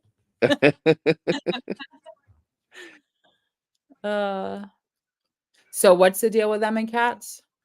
I don't know. I just have this weird feeling that there is some sort of connection with those beings. Well, because those beings were said to have created humanity, and like they bred with like human women, and it's a whole thing. But the cats, man, I'm telling you, the cats know something. The cats have been around for freaking forever. There's more cats than people on the earth. Like, the cats know something. I've said from day one, I think cats are ascended souls. Do you know what I mean? Yeah. Do you? Yeah. Okay. Well, I mean, cats definitely are weird as fuck. I don't know. Cats and dolphins, they're the two things that like weird me out the most in this world. I don't know why. I have weird feelings about them. I don't get the same feelings about dogs or other animals, but it's cats and fucking dolphins. I don't know what it is. They freak me out. I think that they were placed here. Like I don't know. To do what? I don't know. I'm not sure. But I it's just have funny. this weird feeling about cats and dolphins. Dolphins, I think, are weird. But it's so funny to me because every cat that I've ever had that's been super skittish, they always come out when you're here. Like they're never scared of you ever. Yeah. I mean, cats have never really been scared of me at all, but I don't, it's so strange to me. It's just this like unexplainable feeling that I have. And I like when cats watch me, I'm like, it just makes me like real uneasy. And I'm like, what are you doing? What are you doing here? Like, what are you trying to do? What makes me uneasy is when they stare at nothing. Like they're literally just looking up into the corner, and I'm like, what the fuck are you? Is there like a spirit up there that I can't see? That's what creeps me out. There's something going on with cats, man. I'm telling you. Y'all can think I'm crazy. It's the cats and the dolphins. Yes, dolphins know some shit slow-mo for sure. I wonder what that says about cat people. I wish Cindy were in here. Cindy's like loves cats. Cats probably are monitoring us, Scott. Megan, I've never seen a whale. I've actually never seen a dolphin in person either. But yes, they're very intelligent and they definitely have questionable behaviors. But I feel like I just have like the same feeling about them as I do cats. I, I've never had like strong feelings like that about any other like animals, mammals, creatures, reptiles, anything like that. And reptiles are fucking weird as shit. But I just I I like sense this like weird energy from cats, and I think it's just the idea of dolphins being so smart, and their behaviors Talking. definitely. Keep talking. um but the cats freak me out, man. There's some really weird light out there, and I don't know what it is. It's probably the cats. No, it's They outside. oh A spotlight, but I can't figure out where it's coming from. Um, it's so probably a you skinwalker. shut up, Rob. Don't tell me shit like that. Ah, I'm not sure how much I buy into skinwalkers at all. It's a very interesting theory, but yeah. I mean, I don't know, but yes, Megan, cats were worshipped by the Egyptians, and that's another weird thing. And I smoke this shit called Egyptian Blue Lotus sometimes, and I'll tell you, man, it doesn't get you high like weed high, but it definitely like opens up your mind a little bit, and you can definitely feel a little bit spiritual on that. But I've had like really weird, like I'm into crystals and um all that weird witchy shit sometimes. And I had some like really weird experiences with like blue lapis. Um and I don't know. It was really weird. It's hard to explain. keep going. I'm sorry. This cat. Yeah, Scott, the Egyptian blue lotus.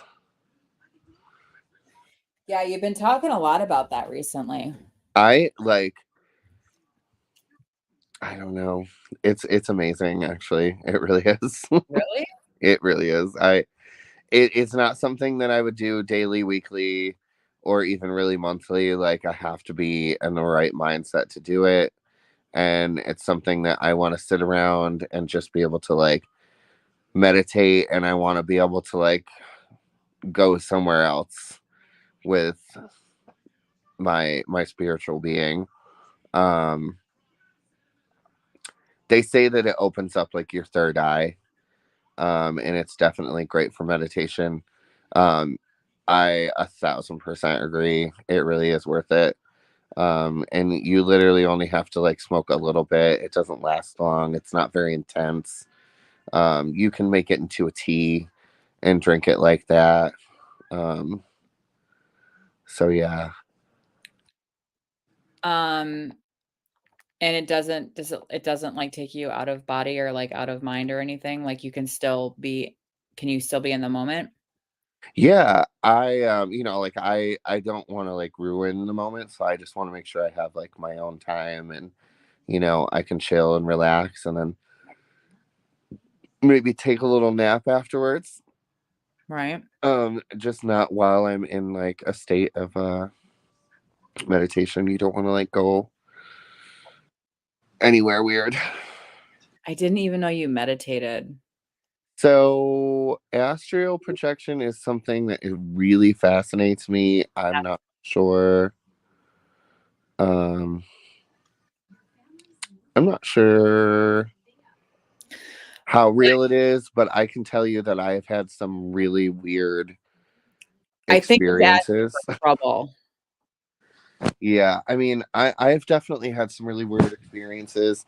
There's actually like government publications about astral projection that well, some of them you can look up. Some of them they've actually like ripped pages out so you can't um see that. But I mean, like they definitely have stuff like that about astral projection and portals and shit like that too. Yeah, I think that's all asking for big trouble. Yeah, no, I'm sure, because like I mean that's basically what like the premise of that show that we just told you to watch is Stranger Things. Stranger Things. Yeah, I mean like it's portals. Um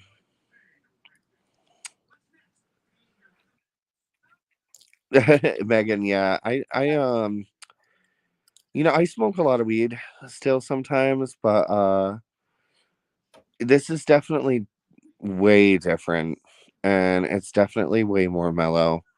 Um because like I sometimes get like anxiety when I smoke too much. Or especially if I eat like edibles, I never know how an edible is gonna hit me. But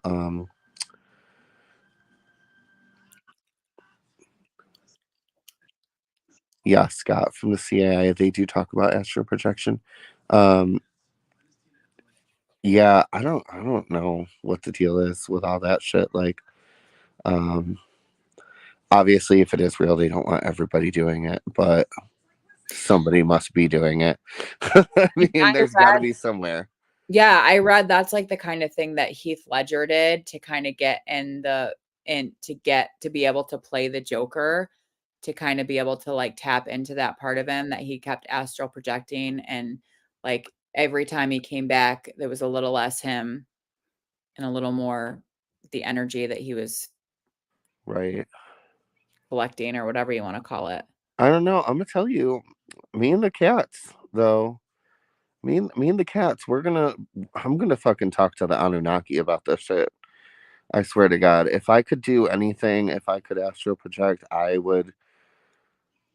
She said portal time. um, I would definitely try to talk to those people if they're real, or the fucking Tartarians. For real, I'll find out where the fuck they went.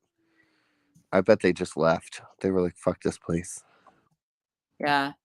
Scott, well, I just typed it, but I watch Sloan Bella on YouTube. I don't know if she's not necessarily a medium as much as she claims to be a psychic, but she's actually the one who was talking about Heath Ledger astral projecting and getting all kinds of fucked up from it. Um, so Lucid dreaming freaks me out, slow mo. I I'm don't know. almost always lucid dreaming if I'm dreaming. I feel like I would get stuck someplace that would be bad, and I don't know. Well, lucid dreaming is just when you're having a dream and you know that you're dreaming. Yeah, but that's the thing. It's like I feel like I would I would probably get stuck there. Like, Really? yeah. I don't really know what you mean. Sometimes I'm too aware of what's going on around me. Yeah. And I feel like if I were in a dream and I felt like I was or knew that I was dreaming, I would probably freak out and I'd get stuck there. Oh, that's Like I would, yeah. Tara says, has anyone heard of the hemisync? I haven't. When you enter into the astral realm, that is who is there. The on what Anunnaki. Anunnaki? What are Yeah. they? They Oh, that's what Enoch was an Anunnaki. okay. They're the creators of humanity, according to the Book of Enoch. Like aliens, kind of, right? Yeah, I guess, yeah. Dr. Drew did some kind of brain scan while this medium, Tyler Henry, I know who Tyler Henry is, was reading Steve-O. It was fascinating what his brains was doing.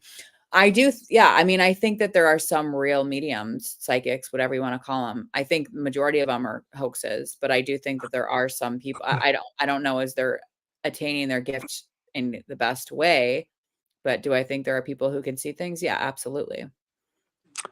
So, okay, so slow-mo. So you said like some people die in the astral realm and they can't get back to their bodies. So I'll tell you this one like really fucked up dream that I had, and it was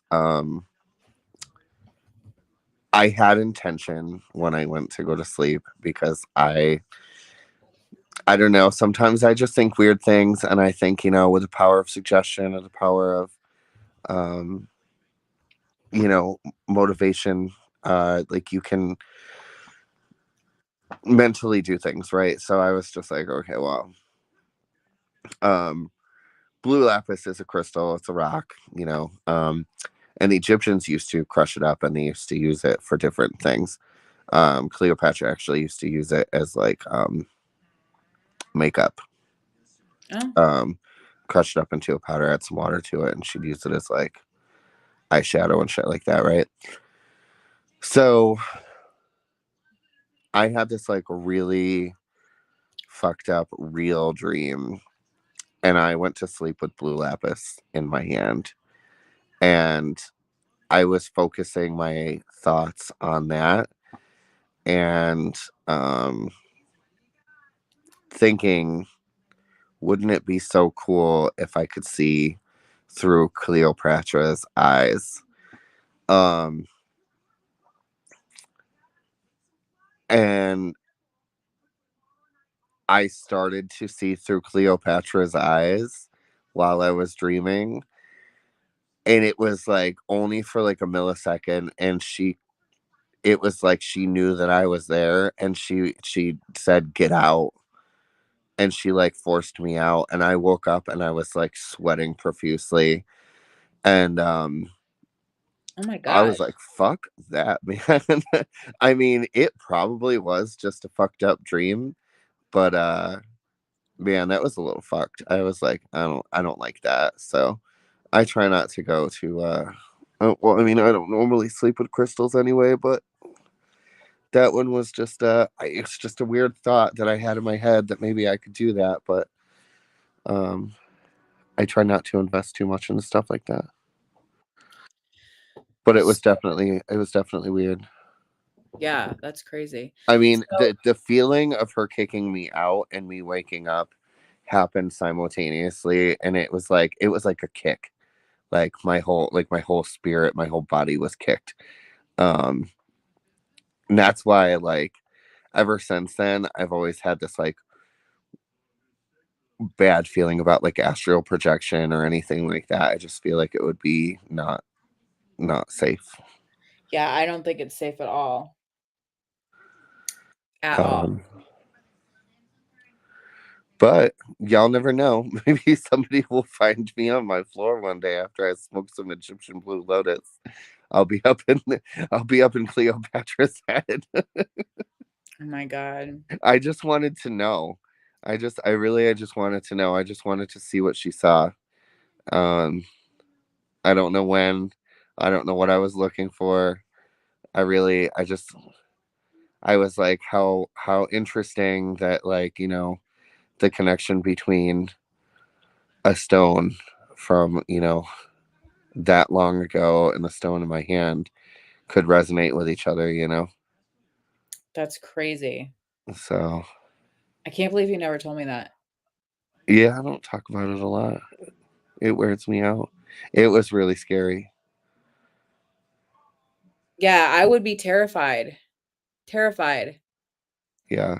Oh my God. Can you imagine some fucking ancient being like, get out? Like, it was a little scary. I mean, yeah, I'd rather it would be Cleopatra than some other like scary fuck, but Well, you know, she's an old dead mummy, so yeah. you know, I don't know. Yeah, I mean, the astral realm, it is so interesting. It freaks me out. I'm telling you. Yeah, I wouldn't fuck around with that shit at all. And I do some weird stuff like ghost hunting and stuff, but I would not ever do that. Ever. Ooh. I have a friend that astral projected to the death of Jesus Christ. Wow. That's intense. That's crazy. Y'all are kind of blowing my mind tonight. Holy crap. I think I'm Yeah, like, see, that's what I'm saying, Slow-Mo, is like, I don't think that I'm mentally stable enough to fuck around with that. And that's why I just don't want to, I don't want to fuck around with it anymore. I don't even think people who are mentally stable should be fucking around with that shit.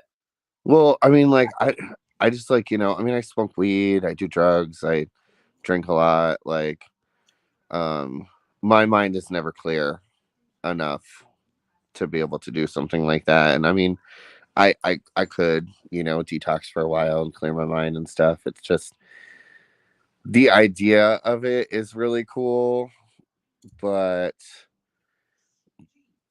yeah, I don't know.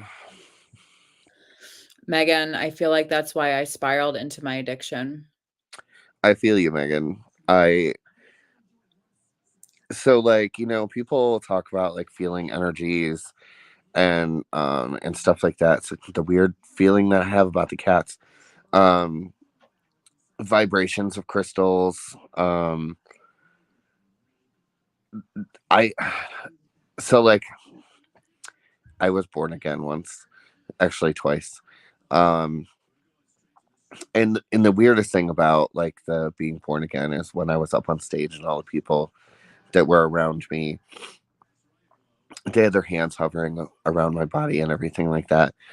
And the thing that freaked me out about it was like I could literally feel the energy coming from their hands. I could feel the heat, but I could also feel like a vibration coming from them, all of them standing around me. And I was like, this is way too creepy. And I was young. Um, so I didn't really know what it was. But I've noticed throughout like most of my life that I can feel that energy from almost anything. Really?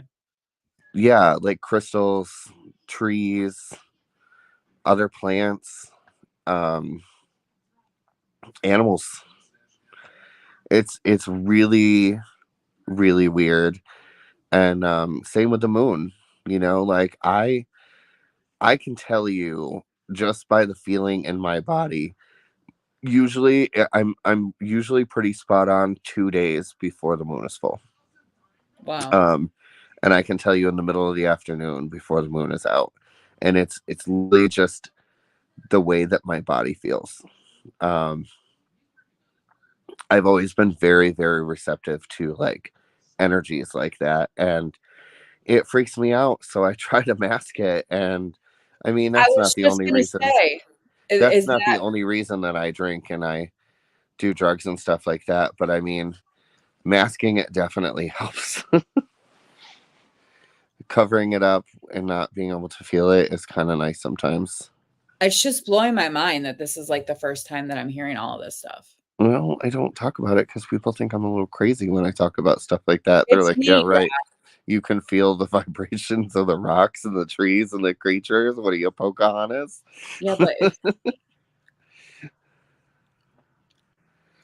wow. Damn. But like I said, I mean, like I felt that like when I was being born again from those Got people, it. like I could feel the energy coming from them, and that was different. Marky, I'm digging the conversation. You still here, Marky? Still awake? Rob, you have a spiritual gift. It's called discernment.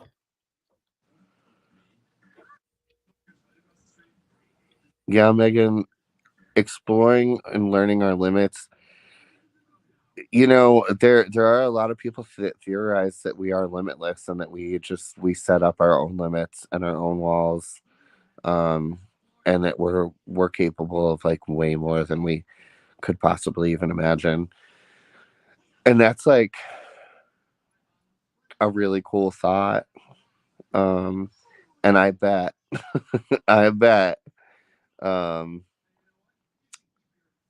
I bet there are people out there that can go past the limits that we think. Um,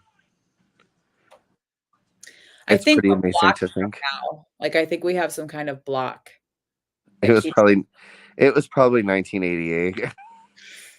probably. 1988 probably put a block on us. It could have. Actually, it's probably the CERN hydrocollider that is blocking everything right now. We talked about that a lot one night. When you Morrison wants to know when you say born again, isn't that like a religion, like born again Christians or whatever? Yeah. I was saved. I was saved and born again. How old were you? You said twice. Yeah, I think the first time I was like, so I mean, like I was baptized Catholic and made my first communion and everything as a child, and I think I was like 13 or 14. I was going to. I explored a lot of different churches because I didn't love the Catholic Church. um, that and when you have a priest that exposes his wiener to you, you think maybe that's not right. But That didn't happen to you, did it? he just showed it to me. He just said, "Look at mine. Yours will look like this Wow. someday." Are you kidding me? No, That's a really big deal. I mean apparently, but I mean How old were you? like fucking 5. In your hometown? Yeah, I want his name. I want you to text it to me I later. think he's dead. I don't care. I want his name. But anyway, so I explored a lot of different churches anyway, and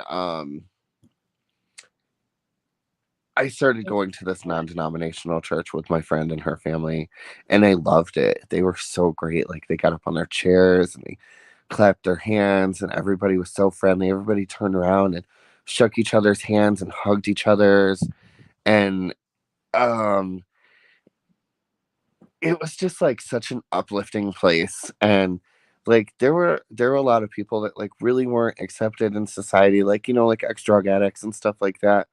That like people it was just great. It was a great place. It was just a great energy and the crowd and the people and everything. And they kind of tricked me into it. Like, I mean, I guess I could have said no, but I was really young and impressionable and also freaked out because they were like, "Oh, we want everybody to like close their eyes and anybody that's ever been saved in the name of Jesus Christ, like stand up or something like that. Or it's like everybody stand up and close your eyes, and then, Yeah. if you've been saved, sit down." And I don't know, they did like something else as well, and I like opened my eyes at the end, and it was just like me and one other person standing there alone, and I was like, oh god. Rob, I can't hear you.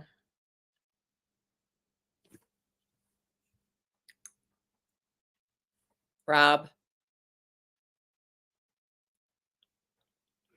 your audio and video cut out.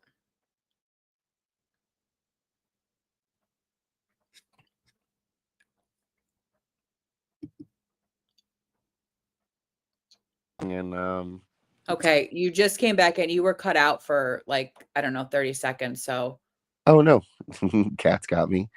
um yeah so they like brought me up on stage, and they like made me lay on this thing, and they stood around me and they prayed for me, or they prayed over me. It was really interesting. But the feeling that you got from it, like I could feel the energy coming from their hands and their bodies, and it was definitely like an enlightening thing. It was kind of cool, but do and you then I believe did it again when I was like 16. do you believe in God? I'm pretty agnostic. I like more of the older things. Like I like the Book of Enoch. Like definitely was something like that was a draw to me. But I like a lot of like the older pagan and Norse beliefs as well. But I try to like when I get into holes with that, like I try to look up stuff from all around the world. Hmm. Um, because like especially like Sumeria is like the oldest like living people that like or civilization that we know about. And I feel like that that's someplace that has some stories for us.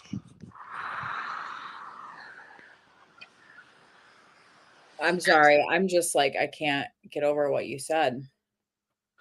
Oh yeah, I mean it's just something that I blocked out a long time ago.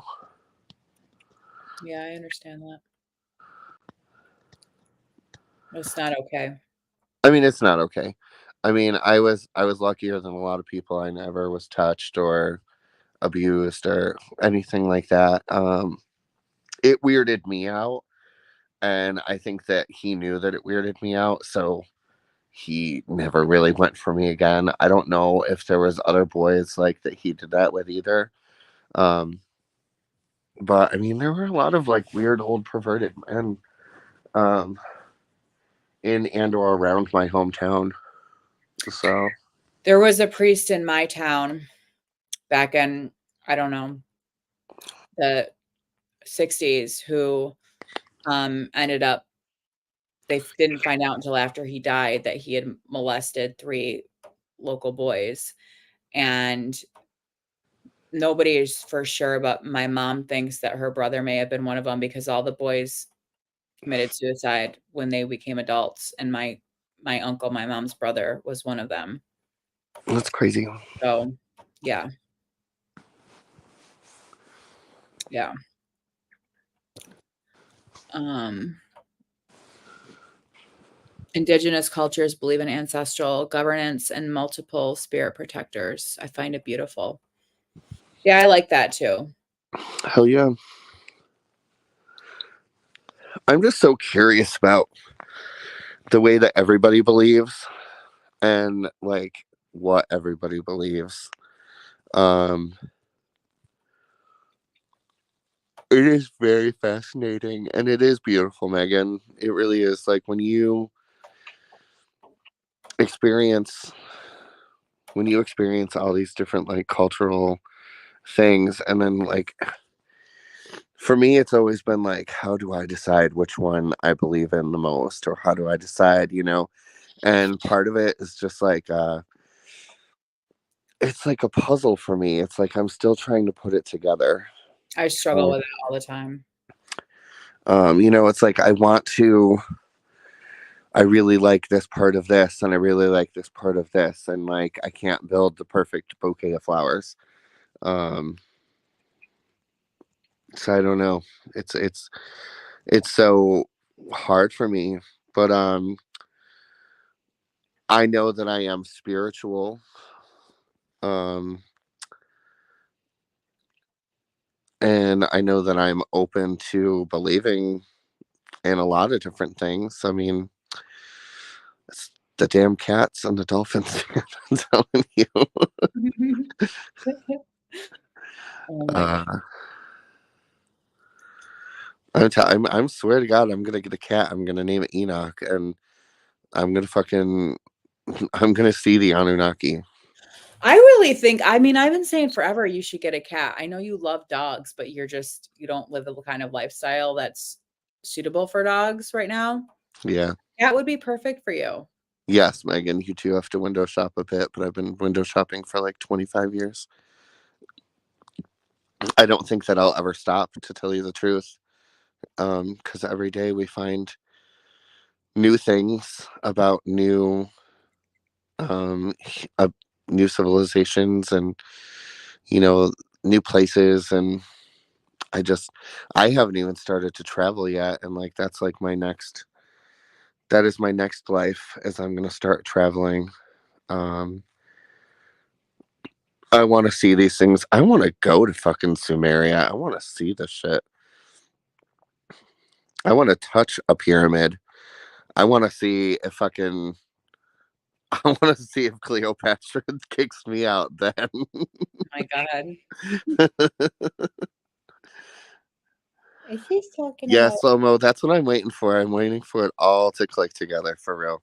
I think it would be amazing, but I don't know if that's in the books for me, and that's okay. I'm totally okay with that. Um, I love finding out new things and experiencing new things, new energies, new feelings. And that's what I'm saying. Like, I don't know where he went. I don't know where Rob went. We'll see if he comes back. Oh, here he is. Hey, Cindy. We were just talking about cats a little bit ago. Yeah, I don't know where you went, Rob. yeah, I don't know. I hit the chat button, and I think it hit the back button at the same time because I have sausage fingers. No, what I was saying though is I really want to put my hands on a pyramid, and I want to see if I can feel the energy from a pyramid. I want to know what that feels like. I am like just so overwhelmed right now because I feel like I learned so much about you tonight. Like I've known you for how long? And like I didn't even know half the shit. Oh well. Ta-da! Here I am. It's me. Hi. I'm the problem. It's me. I am the problem. Wow. Did the cats get him? Yeah. Mia. Is he talking to you?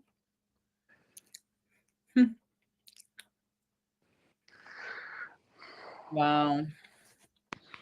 I feel like my brain is fried right now. Right? I can't tell what part of your body I'm looking at. Oh, Huh? there's your eye. It's so dark.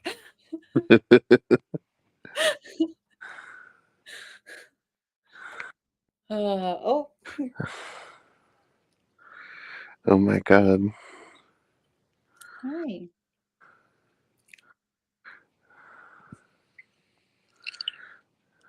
Well, I'm glad you came on. I am too. I don't know if I'm gonna feel glad that I came on at 5 o'clock in the morning, but we'll see. Yeah, you want to go to bed? I mean, I've been in bed for a while. Well, I mean, do you go to sleep? I mean, I should. I actually put on my CPAP a few minutes ago. It's on And right then I now. was like, oh wait, I gotta take this off. I'm still talking. Oh, I was like, I can't hear it. Yeah, I put it on and I took it off immediately, and I was like, oh wait, that's not good. All right. Well, thanks for joining us. And yeah, Megan, same. Oh, Jesus. You gotta turn something off, dude.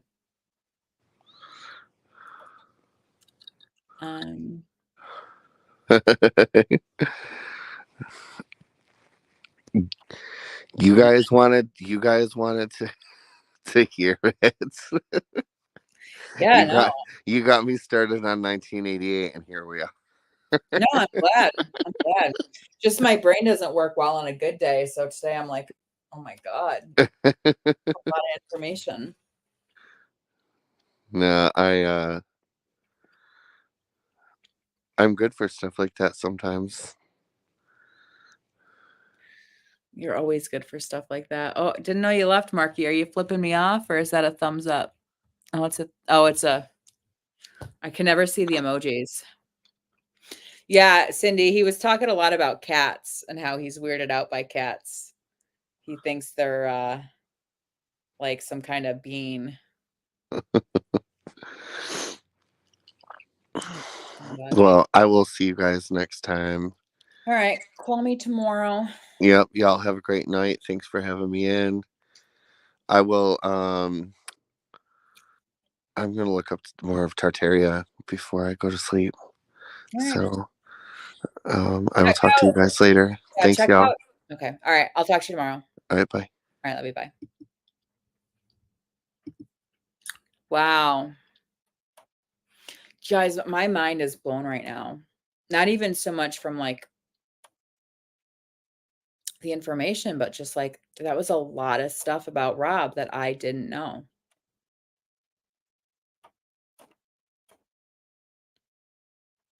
A lot of stuff.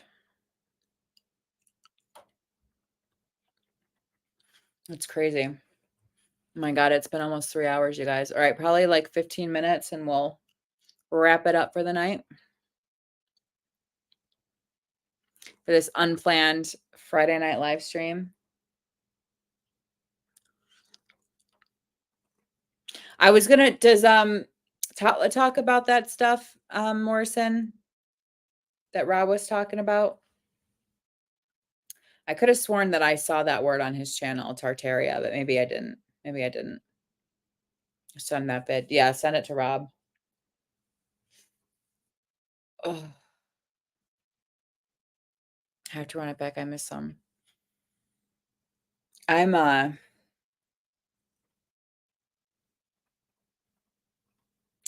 just can't believe some of that stuff, you know? Marky's at a hotel with his wife and kids for his last weekend of classes. You gonna have a celebration when you're done, Marky?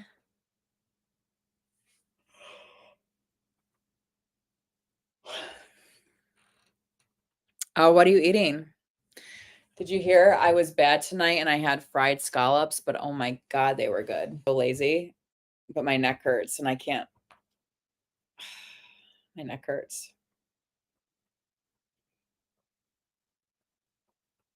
No celebration. Hi, big boy. Nice a big boy. Oh, you guys don't get dinner for another 2 hours. So I only, let's see. I think Rob is very brave for sharing. Yeah, he is. He is. I just can't believe I didn't know a lot of that stuff, you know? Makes me feel bad.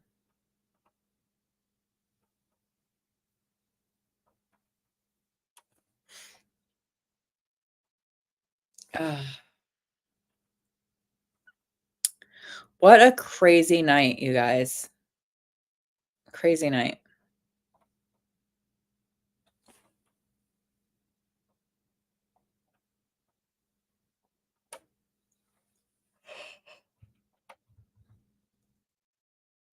Excuse me. I'm tired. I didn't even get up too early today. I didn't get up till 8 o'clock, I think. I'm gonna eat some Brussels sprouts because I feel like I only had one meal today, but it was fried. So Brussels sprouts it is. Who's ghost listening? I'm so glad Rob opened up and shared his journey. Yeah, I am too. I am too.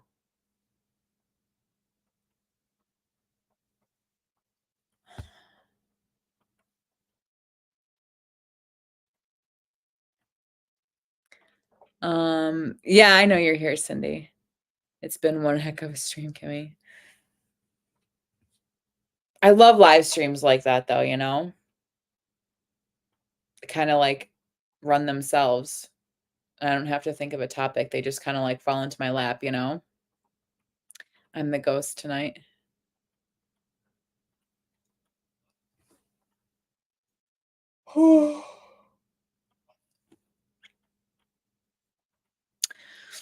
All right, you guys. I think I gotta wind this down. Get comfy. Get some Brussels sprouts. And at least watch the full first episode of The Crown. He sounded calm, but you gotta wonder how that must have felt in the moment. Yeah, he's very similar to me in that when he talks about traumatic things, he's very matter of fact about it, like it happened to somebody else, and I'm the same way, like, I've had so many therapists say that to me, like, there's no emotion when you're talking about this, like, it's like it didn't actually happen to you, and that's how I feel. I don't feel emotion when I talk about trauma. So, it's interesting, you know? I think we have a whole lot of other ghosts listening. Well, at 1 minute, it said, like, 11 or 12 people a couple minutes ago, and I was like, "What? Who?" Yeah, that was not okay what happened to him. It explains a lot of what he's dealing with. It makes me really sad. Yeah, it pisses me off. It pisses me off, like, it makes me mad.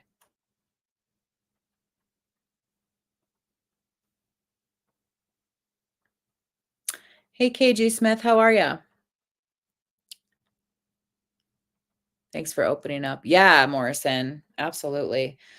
We're, definitely hoping you get this figured out what's going on and that your pain is controlled, you know? Well, I don't think that I have, Cindy, because most of it I don't remember fully. I just push it down and push it down. Um, so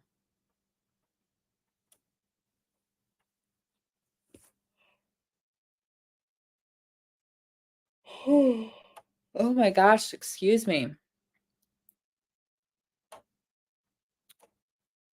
It is still raining out there. Oh, I just lost my pillow.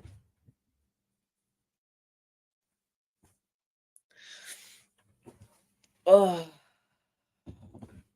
I'm so lazy tonight.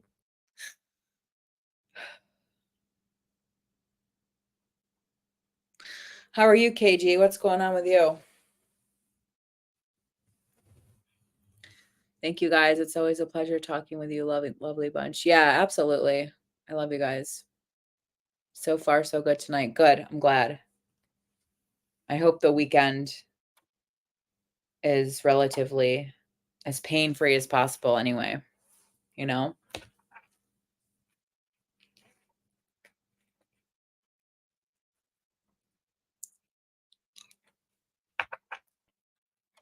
This stream really helped me. Thanks for doing it, Kimmy. Oh, absolutely, Morrison. I was kind of debating it anyway because I was like, I don't have much to do when I get home from my mom's. And then I talked to you and I was like, you know what? Let's do a live stream. I'm all good, guys. Enjoying not having to work. Yeah, I should hopefully, well, I have tomorrow off, so I'm excited about that.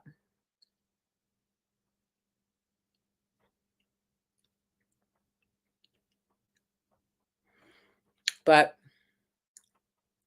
yeah, I'm tired. I want to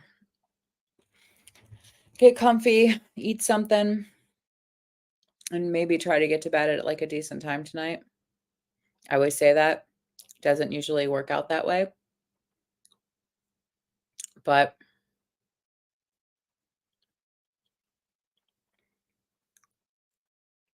oh, absolutely, Morrison. Yeah.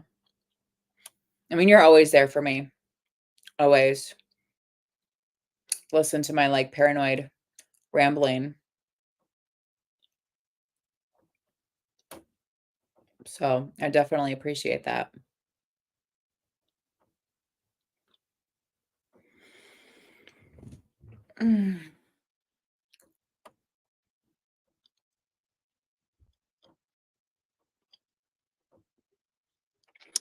But you guys, I hope everybody has a good night and a good weekend.